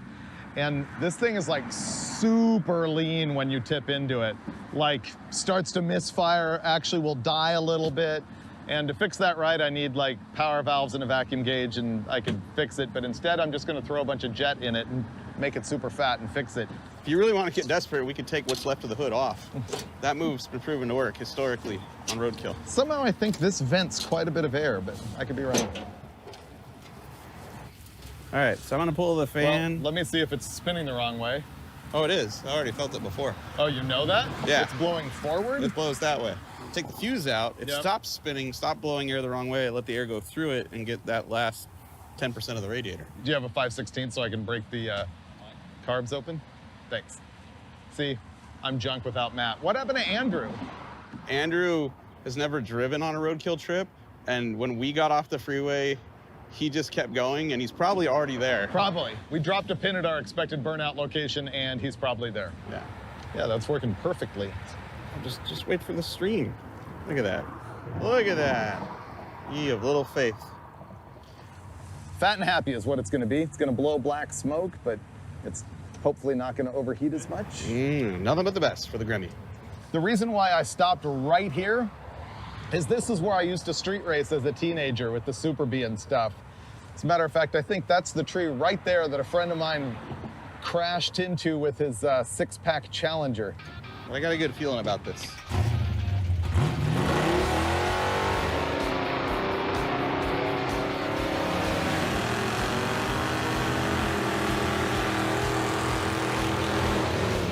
Holy cow! It spins so good. It runs better. It did hesitate a little, but yeah. Yeah, but it didn't break up that time. Right. Okay, look at that. You sure that works? No way. Pull over. The water pump's not working. Finnegan loves to blow up Hemis, and he didn't want me to like miss out on that program, so he pulled the fuse on my fan and water pump. Well, I pulled the fuse on the transmission cooler relay, and then I forgot that the relays for the electric water pump and the radiator fan are also getting power from all those things. So let me just put this back in and the car will stop overheating. Oh, it's fixed. What do you know? Everything works now. Yeah. Yep. All right. Okay. Problem solved.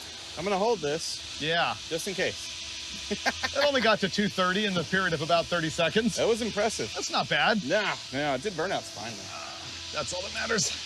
We're off again and haven't been arrested yet. Day's not over yet. Everything on. We got alternator, we got power, we got Matt in the rescue position back there. We got oil pressures.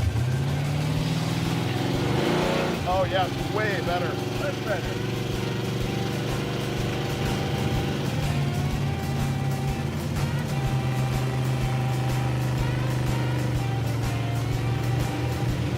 But still really hot. It keeps moving up and down. I think we're low on water now. After the overheating, we obviously puked out some fluid, so we needed to stop and put coolant in it. And that's when I found out that our brand new inline fuel filter was leaking from the case. Nothing but quality parts these days. Junk. Bam! Didn't work. Didn't work. Yeah.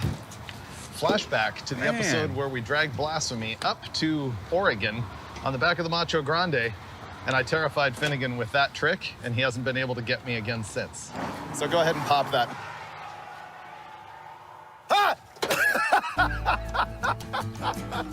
At least I didn't scream. I mean, I yelled, I pounded, it's still nothing.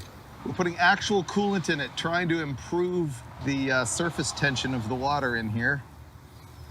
Ooh, surface tension. I just thought you were raising the boiling point. That too. Oh.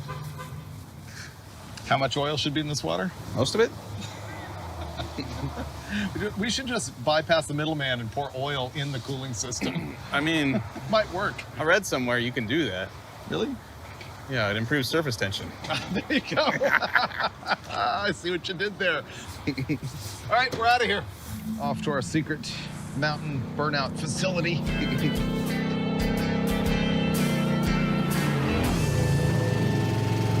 Wow, that's a bumpy road.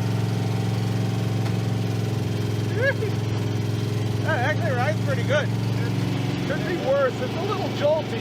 It's very Jeep-like. How's the handling? Whoa! What are you doing? It's not built for curves, homie. Oh my goodness. I want to live to actually do more burnouts. Okay. I was like, that's a corner. Why is he accelerating? What if it's great? It's definitely not. It's passable. Oh, this is the old ridge route. Yes.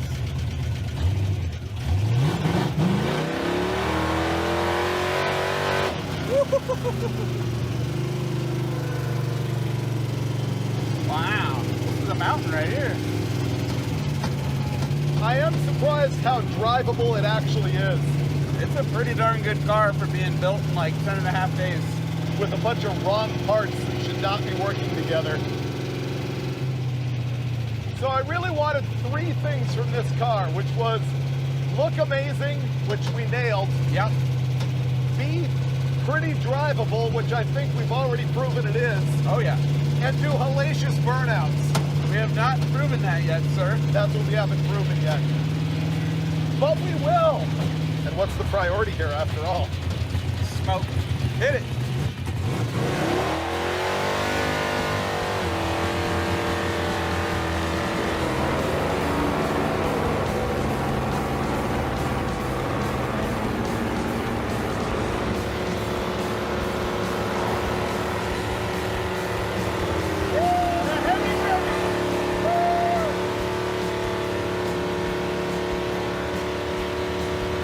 Oh my God, dude. That was bananas. And it serves its third purpose. Yeah! Heavy Grammy! Once in a while, a dream is realized on Roadkill, and this is it. I have been talking about the Hemi Grammy for so long that at one point, I actually told the audience it would never happen. But you know what? The car is done, and it runs and drives even better than I expected. But let's be honest, my expectations were pretty low. And you've got to consider my opinion is pretty roadkill when you see that Andrew and Matt, who helped us build the car, wouldn't even ride in it after that first test drive. The car is absurd, and it nails that 1970s street freak look just like I was hoping for, and most importantly, it matches the t-shirt. So that's it for the Hemi Grammy for now. We'll see you next time on Roadkill, where we dream up something even more ridiculous.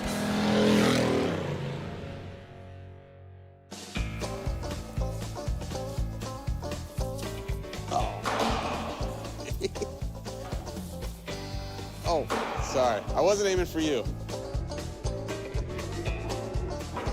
Oh! Come on. No! Tell me you got it. No! Crossing off tranny fluid.